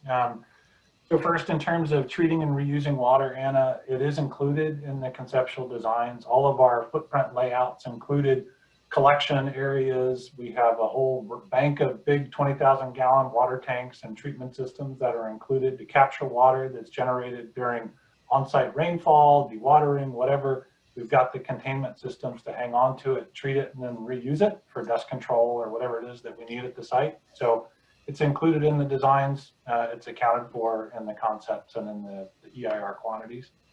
In terms of park and rides, you're right, park and rides do take some space to create that park and ride. They absolutely have a significant impact on traffic. Instead of having 20 or 30 individual vehicles driving to the intakes and trying to park in and out of there a whole bunch of different times during the day, all those folks park in a park and ride lot over by the freeway, get on an electric bus, ride that bus over to the intake. So it absolutely has a significant improvement on the traffic conditions.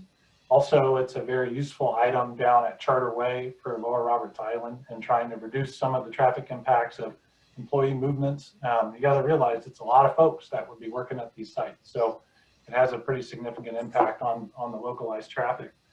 In terms of your comment on off-site fill, I think maybe we're not speaking the same language, because my point about the soil balance and trying to maximize the use of generated fill and minimize the amount of import-export. I mean, if we just approached a project like this with no consideration for trying to balance the materials, you could theoretically try and say, well, I'm going to import all the millions of fill material that I need, the million yards of fill material that I need, and that's going to be a tremendous amount of greenhouse gas emissions, vehicle traffic, you name it, noise, all sorts of stuff. And the same goes with all of the fill that's generated by the process. If you were going to say, well, we're just going to export it all, haul it off, and take it to a mine somewhere, that's millions of miles of vehicles that that have to haul that material. It's a tremendous amount of impact to local infrastructure and roads. So the point of trying to do this program-wide soil balance and sequence the project construction was to reuse as much of that material in productive ways, so that it's not just being stockpiled uselessly and wasted. If we're going to be generating it here, let's use it there, or use it there. Let's move it around the site in a way that is the most optimized way to do it. In terms of post-construction ag land, I hear what you're saying. It is going to be a long project. The point here is just recognizing that when the project's done, there's going to be some land that was impacted by construction that no longer needs to be part of the permanent footprint. And DWR has committed to, and we've accounted for it in the environmental impact analyses, the equipment quantities, emissions, everything that's part of the environmental analysis on what it would take to restore that material, back that land into some sort of useful condition, fluff it back up, all of, adding amendments. I realize there's still work to do on all of this, but the fact that it's accounted for in the environmental document is a tremendous step over past thinking. I can't guarantee who's going to buy it and whether existing landowners are still going to be around and interested, but the point is, it's not fixing it, Anna. It's not like saying all of these problems are no longer problems, but it's attempting to try and make them somewhat better, make them less painful, trying to be as responsible as we can about dealing with it. And then the community of Point Pleasant, we did meet with them. They're the folks who were just right there adjacent to the Twin Cities complex. We have talked to them about the plans of the project, and sure, there's, I would imagine they're not happy, and there's going to be continued discussions about it. But I think your comment was that when they find out, they're going to be upset. And they do know, and we're going to continue to talk. I think those Graham, what was the attendance to that meeting at Point Pleasant? How many people attended? And give me, I want one good demonstration of where you have reclaimed. Oh, you're stuck, Anna. So, okay. Well, Graham, do you want to just talk about how many people were at that meeting? Yeah, I think it was on the order of 10. And it's a small community. I'm sure there's going to need to be more of these discussions, and we're happy to do it. That's something that we're really promoting now, is continuing to You have quote unquote reclaimed it. That sounds great. Thank you. All right. Thanks, Anna. You're cutting out. I think your technology is Let's move on to the next person, Valerie. Yeah. So let's switch it up a little bit. We're going to have Gia, Cece, and then Mike Moran. Gia?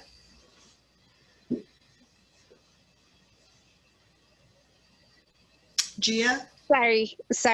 I just had a question because I don't know if it's ever been brought up. Is anyone working with like anybody in ag to figure out how this land and everything is going to be reclaimed? So Gia, we this was actually first presented to the SEC, I think it was last summer. And at that point we created a concept pilot study, and Lindsay Liebing, who's on the SEC, was gracious enough to meet with us and facilitate a discussion with Russell Van Lobensel's there just in your area. They had some great feedback, and we were able to take some of that. And believe me, I think Lindsay, I don't want to speak for you. And I remember at that time you had some reservations about the concept, but we've continued to try and refine it. And I think and we're continuing to refine the plan, Gia, but the point is there's a lot of, impact quantities in terms of tractors and greenhouse gas emissions and hauling in amendments and all of the sort of physical effort of doing that type of reclamation that is quantified and accounted for in the EIR. The specific solutions are really site specific, and it's hard to exactly identify that before the construction impacts are actually felt. And some of that is going to have to be determined by doing a bunch of site testing after, pre-construction, during construction, after construction, to figure out exactly what needs to be done to those areas to bring them back to reclaim them. But we have a concept, and we're continuing to refine it. And we have worked with, we've got some soil scientists on the team that we've been working with from UC Davis, and ecologists and others who've also contributed to the plan. And then Lindsay's input was very useful, but I don't want to speak for Lindsay and to say that they were like totally on board. But and there will be continued coordination as the process continues, correct? Oh yeah, absolutely. Okay. Cece, and I'll note that we're at 4:40. Water is literally the lifeblood of this entire region. And I have asked from the beginning, and more than once, for a map of the aquifers, because this will impact all of the people and all of the farms who depend on those aquifers to provide water to their wells. Is there any plan to address that, to even look at that? I was promised a map a long time ago, but it never happened. Okay, so I guess Cece, there's a couple things I'll say in response to that. A map of aquifers for the Delta would take a tremendous amount of information that we're still in the process of collecting. Our data collection efforts have been pretty hampered by site access, to the point that we're continuing now to push very hard to get out and keep trying to collect additional subsurface information, but most of the locations we've identified are going to have to go through the courts in order for us to even get out and collect data. We have been collecting a lot of background or a lot of existing information to create our Delta-wide understanding of subsurface conditions. There is not a Delta-wide depiction of all of the complex stratigraphy and various aquifers within the system, within the entire Delta. But we are certainly looking at groundwater conditions along the alignment and evaluating what effects we think could be there associated with various elements of the project. It's really specific to like the intakes, for instance. Those have deep cutoff walls that could, that relate to the aquifers there, the shallow aquifers. The tunnel itself is just a tube that really doesn't block a substantial portion of the aquifer or consume any real measurable quantity of the aquifer. Okay, can I add a little bit to that, Graham? Yeah, please. So Cece, as part of the EIR, we are also looking at this. So the plan in the EIR is that we're working to refine an existing model of the groundwater system in the Delta, and we're using available groundwater level data to help refine that model. So recalibrate and refine that model, and then consider whether there could be any potential for effects from a variety of sources. One of them is if surface water's movement is changing, if that could change the interaction. One of them is if there are facilities like the tunnel that could block groundwater movement, and if any of the potential changes will have the potential to affect other existing wells in the area. So that is work that we're doing under the EIR, and it will be included in the draft EIR next year. Please, those are such disingenuous answers. First of all, it's not expensive to map those aquifers. That can be done by satellite imaging and other sources of imaging that are available now. Secondly, when you divert the river charges those aquifers. When you divert the river and send it underground and away, everything changes. The hydrology of the region changes. And it doesn't seem like that's being addressed at all in this project. That was the basis of my question. Carrie, do you want to make a statement about diverting the river? So yeah, you know, I'm sorry, Cece, that it doesn't seem like I'm being straightforward, but we are planning to evaluate that in the EIR through modeling. So the idea is that we have one set of modeling information to look at how the surface water would change.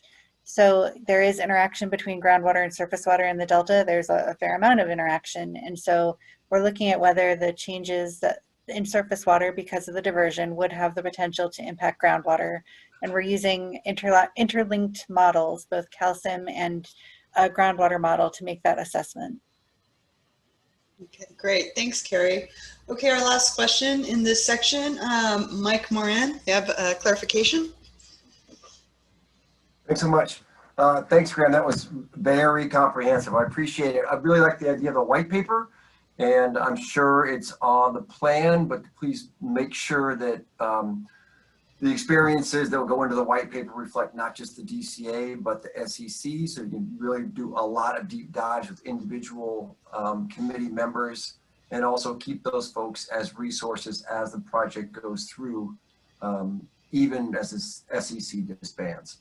Thanks. That's a great suggestion, Mike. Appreciate the comment. Thanks, Mike. And if I could just say something, I believe that we discussed this, that one of the things we're intending on doing is keeping people knowledgeable about what's going on through emails and through putting things on the DCA site. So that information will still be available for folks. Sounds good. All right, Chair Palmer. Okay, so moving on, the DCA continues to conduct outreach. Even though the SEC is terminating, the outreach will not. As Graham mentioned, there have been some outreach efforts and meeting with groups. So Nasli Pardisi is going to provide an update on some of the ongoing outreach efforts. So Nasli, can you take it away from there? Sure, we can go to the next slide. Hi, everybody. First of all, I want to thank the SEC members who took the time to speak with me regarding the sunsetting of the SEC. There was a lot of information that was shared, and I know one of them was the sort of understanding that as contentious as some of these meetings are, they're in fact quite welcome as a forum to hear from folks about the project, and the sort of fear that those forums would not be available after the end of the SEC. And I want to talk about some of the things that we have been doing, will support to do, will continue to do. So part of it, obviously, we say this over and over, the information that we presented is dense. It's a lot of information, and it's hard to sort of digest in one go. And so one of the things we've done is community groups have requested information either on the project at large or specifically on things that might affect their communities, on issues that are sort of specific to their needs, whoever they are. And we are more than happy to continue to do these smaller meetings. I think they're effective, they're very welcome. And again, we try to be sensitive towards language requirements. If folks don't want to meet in English or anything like that, we've had our materials translated into Spanish and into Mandarin. And again, let us know if these small meetings are something that you'd like to set up for folks. You know, we've done them for as few as 5 people, as many as 15 to 20, but always happy to come out and always available to come out and bring our engineering team with us. We continue to sort of put our materials in the local libraries. Julie Spuzia from our team has distributed materials to 20 local libraries in the Delta, not just the sort of 5 that are in the immediate Delta area, but Delta at large. 20 libraries will have materials, both printed and in sort of, sorry, I'm forgetting the word, the flip things that you put in your computer. How's that for a technical term? So that you don't have to download anything. And then, thank you, Val. And then, you know, we continue to sort of update our virtual tours. I mentioned they're available in other languages, but as information changes or we sort of expand on it, we do that. And on that note, you know, a lot of this and the sunsetting of the SEC is because the majority of the brunt of the DCA's work is done for now on turning in our engineering and design considerations to DWR. And our role is going to be sort of to continue to support DW outreach and engagement efforts. So I'm happy to sort of turn this over to my colleague Janet to talk about what the plan for DWR will be sort of in the next year moving forward.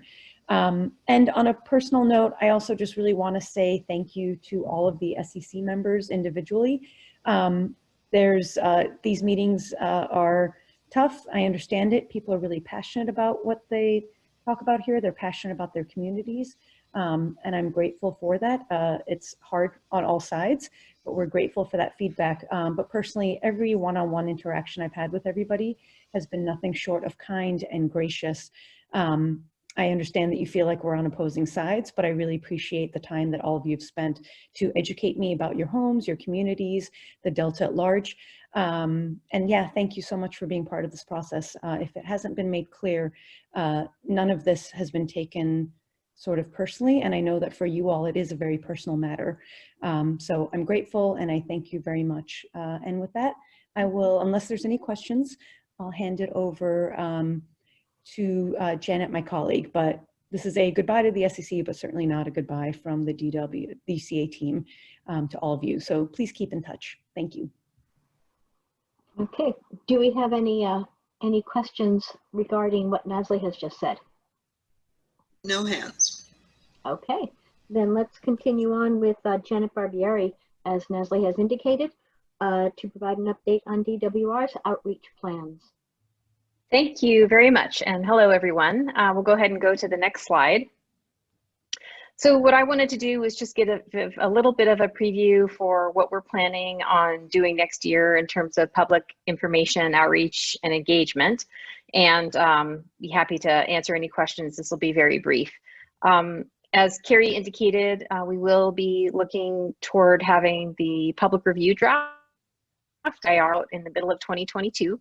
So we've been putting quite a bit of time and energy into thinking about the best ways to focus on the sort of the public information, public engagement side of that. And so there's 3 main areas here that I wanted to talk about. One is public information, the other is public outreach and engagement, and then the third is public participation and notification.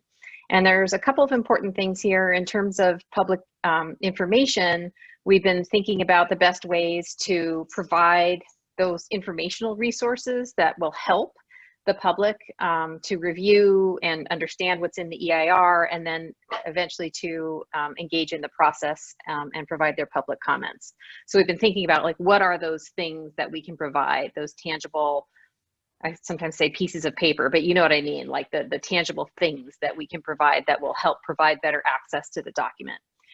In terms of public outreach and engagement, what we mean there is, what are the things that we can do to engage people, let them know what's coming, let them know how to participate in the public review process, and then assist in any way that we can in that participation. And then the last thing is the actual more formalized public participation itself, sort of our notification processes, and what are the best ways to ensure that we're providing meaningful opportunities for the public to access, review the documents, and then respond through that formal process. So next slide. So in terms of public information, there's a couple of different things here that we're focusing on. One is just the general progress of the planning process and the planning effort.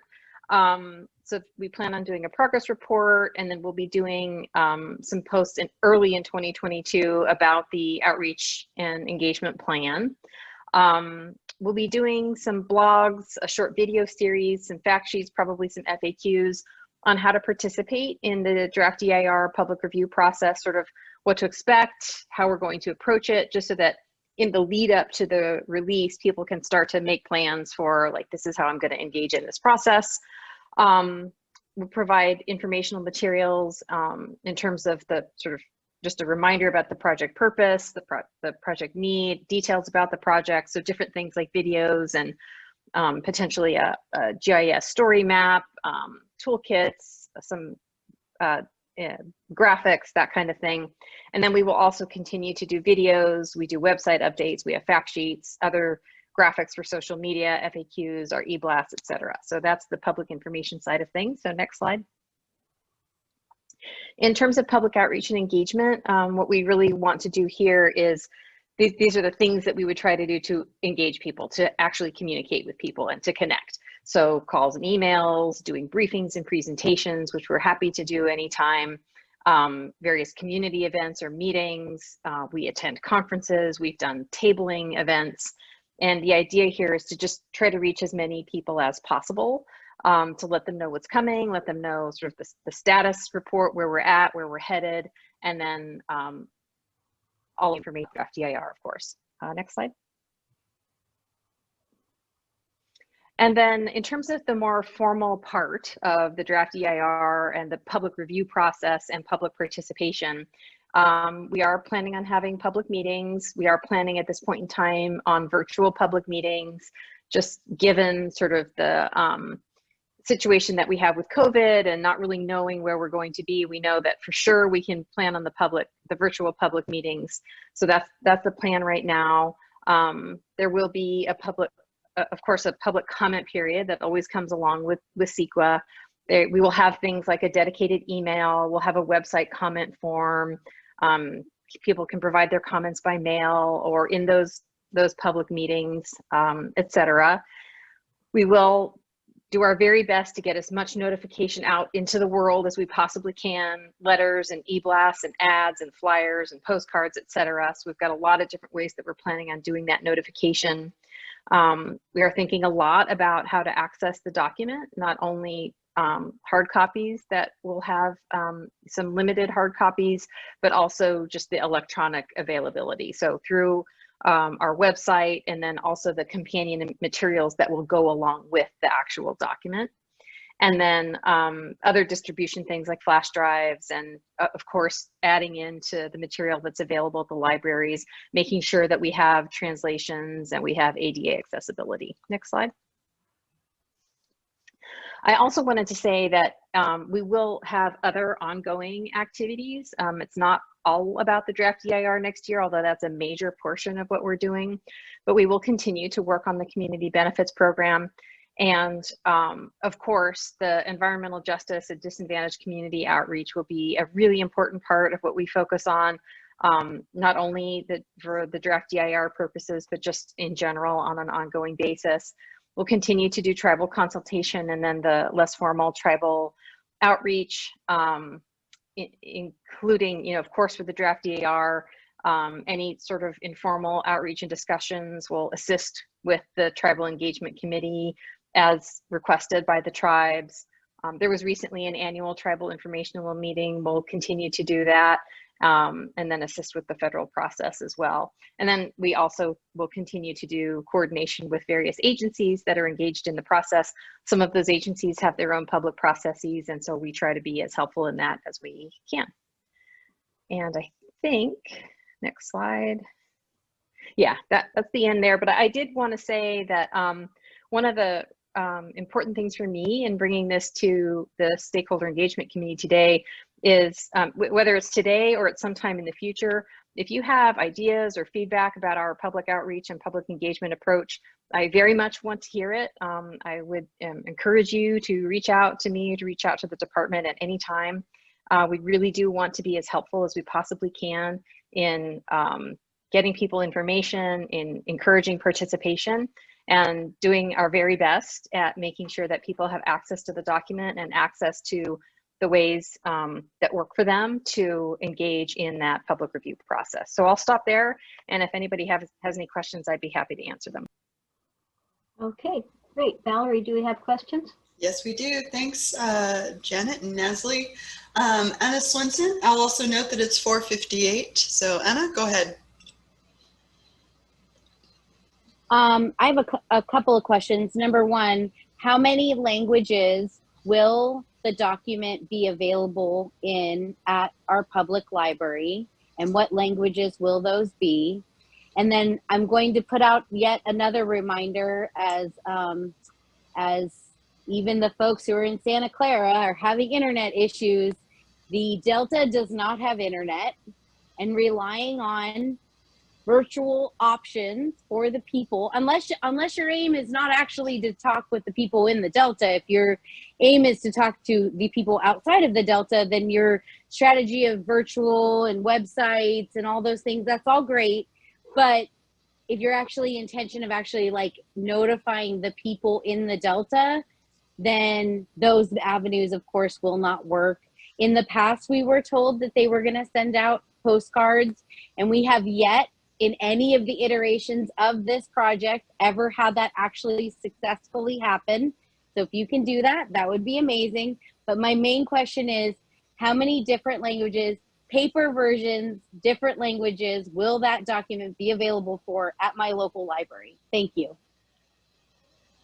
Yeah, thanks, Anna, for that comments. I really appreciate it. And in terms of the languages, the way that we've approached this in the past, and Carrie, you can weigh in if I'm saying something that's incorrect here, but the way we've approached this in the past is to provide the accompanying materials in different languages primarily. And I can't remember the exact numbers, but when we were working on the survey in the Delta, the Environmental Justice and Disadvantaged Community Survey, we ended up doing Spanish and Chinese for that, and there was a lot of research that went into why that was, and I think that it's very likely that what we would do is put the accompanying materials into different languages. The document itself is a pretty big document. I don't actually know how big it is. But I think it's very unlikely that we would be able to translate the entirety of that document into different languages. But again, Carrie, if I'm wrong about that, or if something changes in the future, I can certainly let you know. But that's my expectation. Carrie? So it'll be the same as last time. Got it. Thank you. Okay, Dave Glosky. David. So on the public meetings, is the concept to have all of the public meetings be virtual? Right now, that's what we're thinking, but it's only because it's very early. I can't say how things will plan out next year, but it's hard to say that we'll be able to do public meetings at that point in time. I think it would be very unfortunate to not have public meetings for this.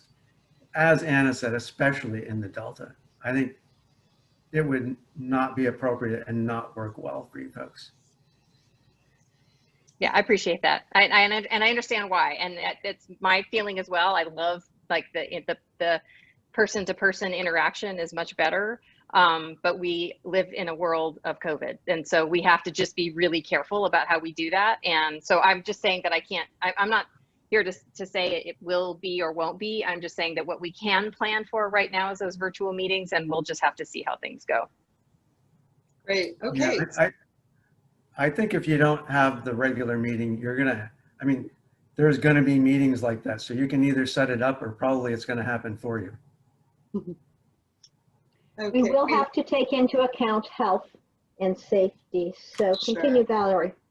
Cece and Gia, and then Mike. So Cece, go ahead. I'm sorry, but I'm going to have to follow in the same line here. To continue to insist on virtual meetings, as every other agency has gone back to in-person, or the choice of meeting in person, is not true. And you are going to cause even more blowback from people. People already distrust you for this project. When you insist on virtual meetings, even after the advent of vaccines and everyone else has gone back pretty much to a normal life, it's extremely disingenuous. It's impossible to trust. You cannot have a public meeting virtually. It's a contradiction in terms. So please think about that. All right. I appreciate that input. Thank you. Thanks. Gia. I'm going to have to go along with what the others have said.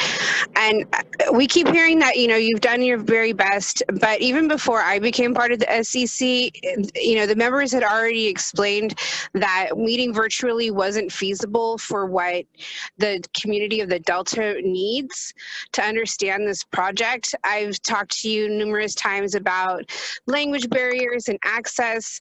And instead of stopping and saying, this is a really big issue, and it's something that needs to be fully addressed before we can continue, it's just been bulldozed through. It's been shoved in our face. And while the SEC members like myself have done our due diligence in trying to reach out to the communities, it's hard for, you know, just the 16 of us or the 12 of us or however are remaining to do that efficiently.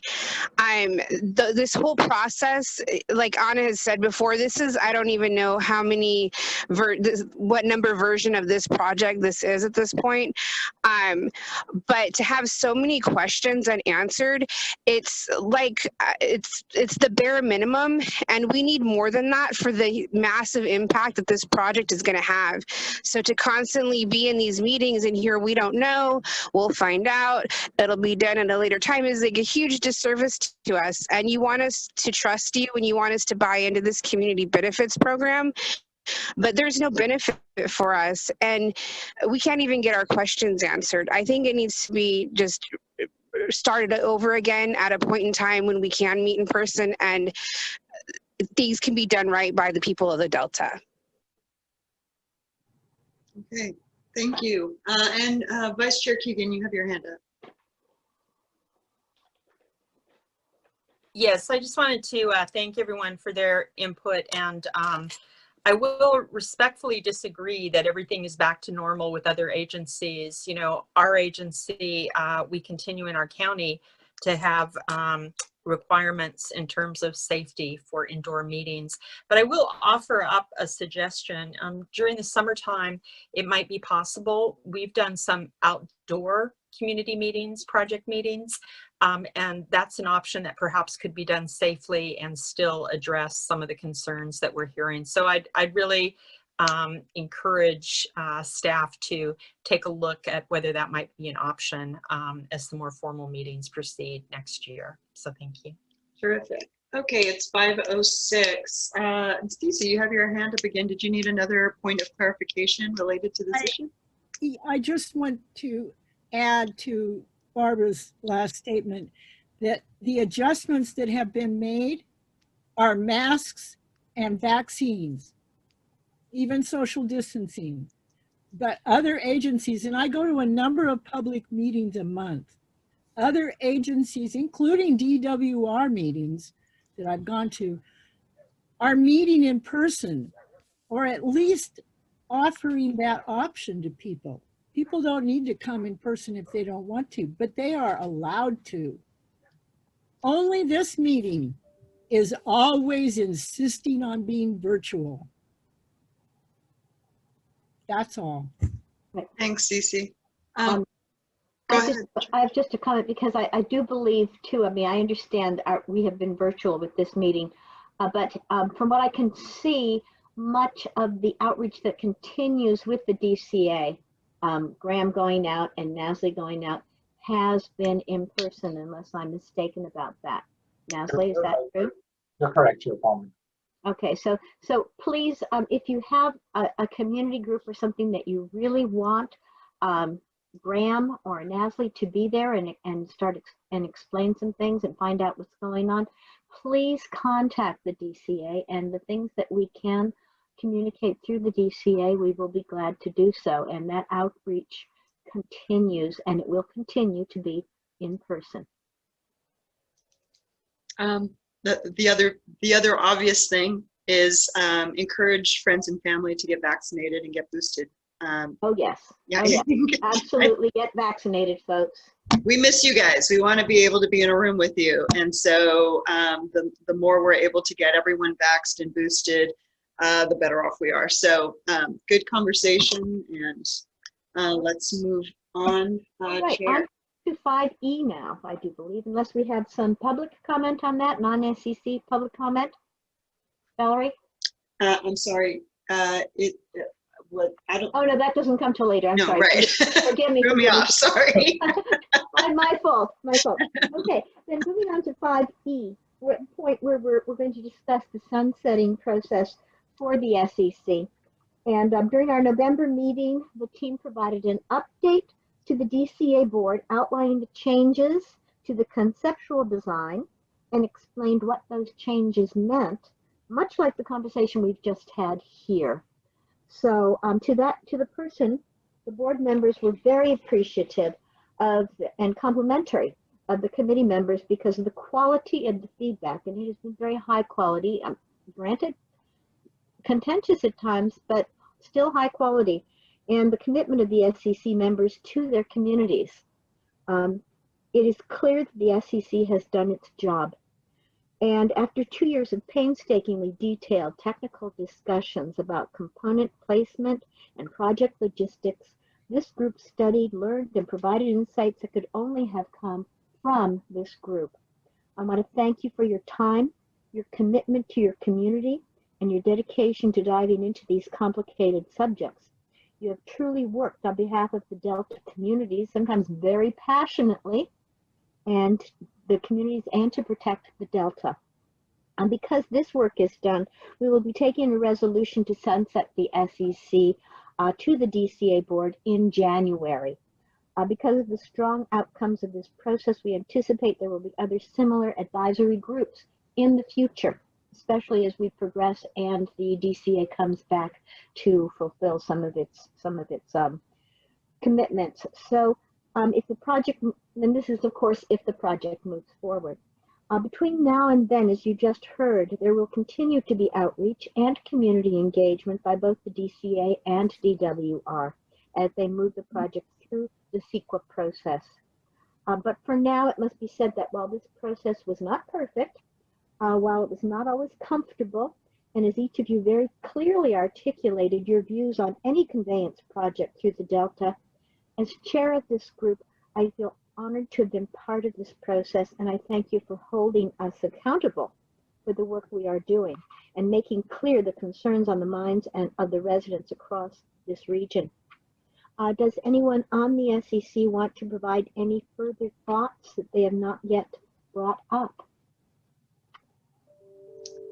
Anna has her hand up. Okay, you have not, something you have not yet brought up, I hope, Anna, yes? Anna? Oh, thank you. So I thought there was a glitch. Anyways, this process has been very frustrating. I don't feel like very much, if any, of our input was actually applied to anything. Although I thank you for the materials, which is the bright spot of this, is that we actually were able to get our hands on materials and try to understand what your thought process is.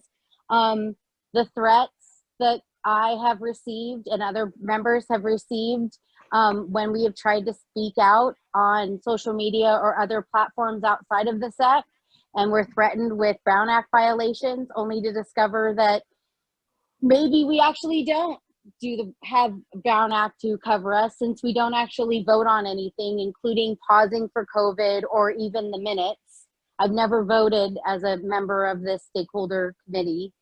But yet I felt threatened to the point where I went to my family and friends and said, hey, if they violate me for an accidental board violation because I heart emoji Gia Marino's post on Facebook, will you bail me out?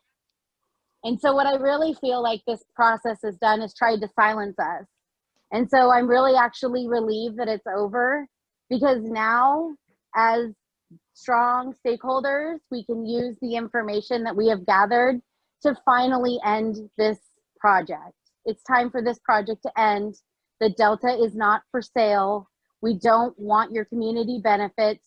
There is no amount of compensation that will ever replace what you're trying to destroy and take away. And so in a way, like, I'm super happy. I feel like I'm playing music on the Titanic, and hopefully this project will go away and again, because probably my 5th iteration and nothing has changed, and the answers are all the same, and the intakes are in the same spot, and the same farmers are going to lose their family farms, and all of the same impacts, whether it's 1 tunnel or 2, will destroy the communities in the Delta. And it doesn't matter. But maybe one bright spot is that, you know, the governor has finally decided to address the aqueduct. So maybe we did beat a drum outside of this group loud enough to equate change. But I really don't feel like anything that I said was applied, because if it was, you wouldn't be placing that intake in the middle of Hood, in the middle of a community that's low income and mostly Native American. You wouldn't be doing that. But we'll keep fighting. And now I get to say whatever I want on social media, and I won't be getting an email threatening me with a $1,000 fine. So that is something that I'm very happy about. Thank you. Okay, thank you, Anna. All right. Okay, anything else, Valerie? No other hands. Okay. I think there's just been a lot of conversation during this discussion. So absolutely. All right. Barbara was going to, I believe, come in. Okay. Oh, yeah. There. Mm-hmm. Thank you. You know, I clearly this has been a difficult process for all of us, and I've heard the. We lost you, Barbara. I've heard the word. Can you hear me now? Yes. I've heard the word disingenuous used a couple of times today, and I just want to assure everyone that the intent on the part of, you know, Sarah and myself and the rest of the DCA board was truly to engage with the community. And I think that we see from Graham's presentation that the input that was received did result in a better understanding with the part of the engineering staff and the DCA board, and it did result in some meaningful change. Clearly, you know, not enough to address everyone's concerns. You know, there are people, I would say everyone on the SCC still has the same concerns that they did originally, but I do want to thank everyone, whether it's on the staff side, Graham and his team, for doing a really excellent job in terms of being able to break down very complex engineering concepts and try and relay those to the stakeholders and Sarah and myself to be able to educate us all in terms of what the impacts of the project would be. Nasli and her team, the work that they've done, the work that Carrie and DWR is doing, but most importantly, the work of the Stakeholder Engagement Committee members themselves. You know, in Santa Clara County, we really believe in community engagement, and that actually was kind of a big issue up front, was to even get the Stakeholder Engagement Committee established. And I think that I personally feel very appreciative of the effort that everyone has done. Even look at this, it's the last meeting and we're still able to get you know, enough people to attend that we were able to hold on to the meeting. And we're in December. You know, people have other things they need to do. And over the last 2 years, you've all had other things that could take up your time. And yet you've made this commitment to come here and to have the difficult discussions that we've had. And I do have to say, regardless of everyone's feelings about the project, I truly do respect and admire the fact that people have shown up and been counted. And I will agree with a statement that Anna just made, which is this is now an opportunity for all of you to engage in a different kind of way. You know, it's not Brown Act related issues.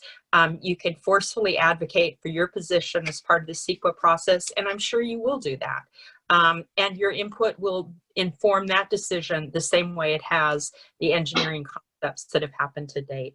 So I really feel honored to have been a part of this process, and I want to thank each and every one of you personally, and I really wish that we'd had an opportunity to gather together in person, but quite frankly, with the new variants out there, it's still a little scary. But I hope to have the opportunity to meet many of you in person in the future as the project moves forward. So thank you again, really appreciate it.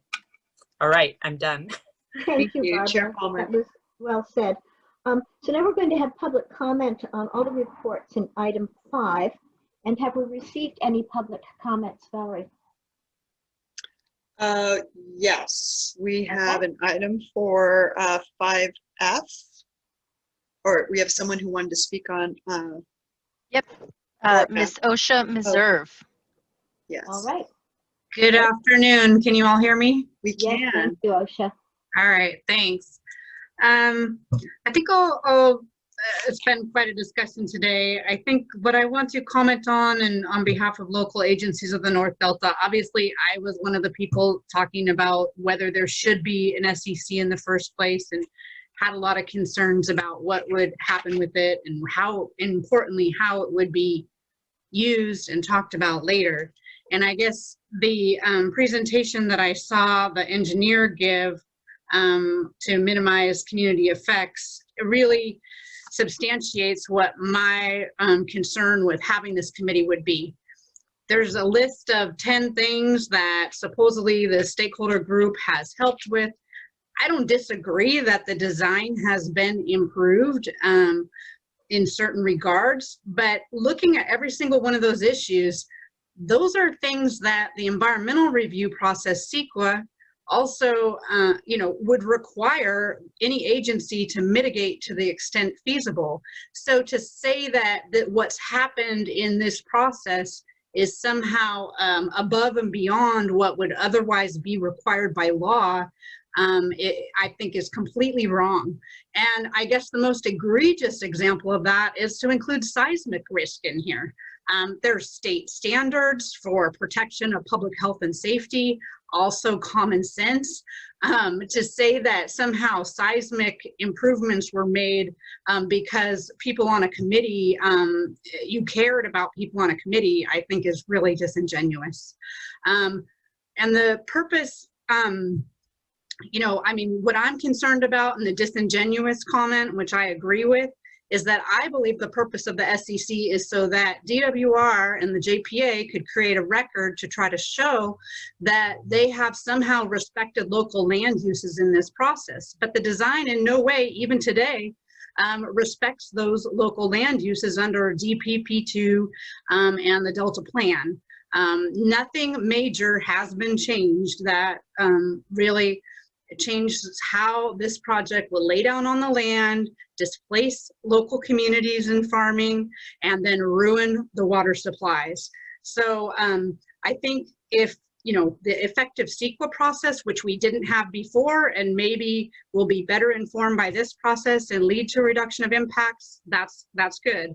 But I think that if the leaders of the JPA want to prove that this is genuine and not disingenuous, two things. One, any statements about the SEC process and the outcomes from it should be vetted with the SEC members themselves.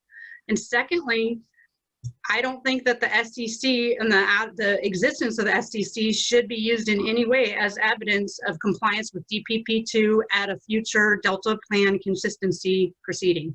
Thanks. Thanks, Osha. All right. As we mentioned at the beginning of the meeting, if in fact you were not able to get your request in by 4 o'clock, but you still would like to speak, please go ahead and raise your hand and we will pull you in to comment. Okay. Do we have anyone else from the public? No one. All right. Well, I'm going to just finish up before we adjourn and just say that I am grateful for your participation personally. I've learned a great deal from all of you.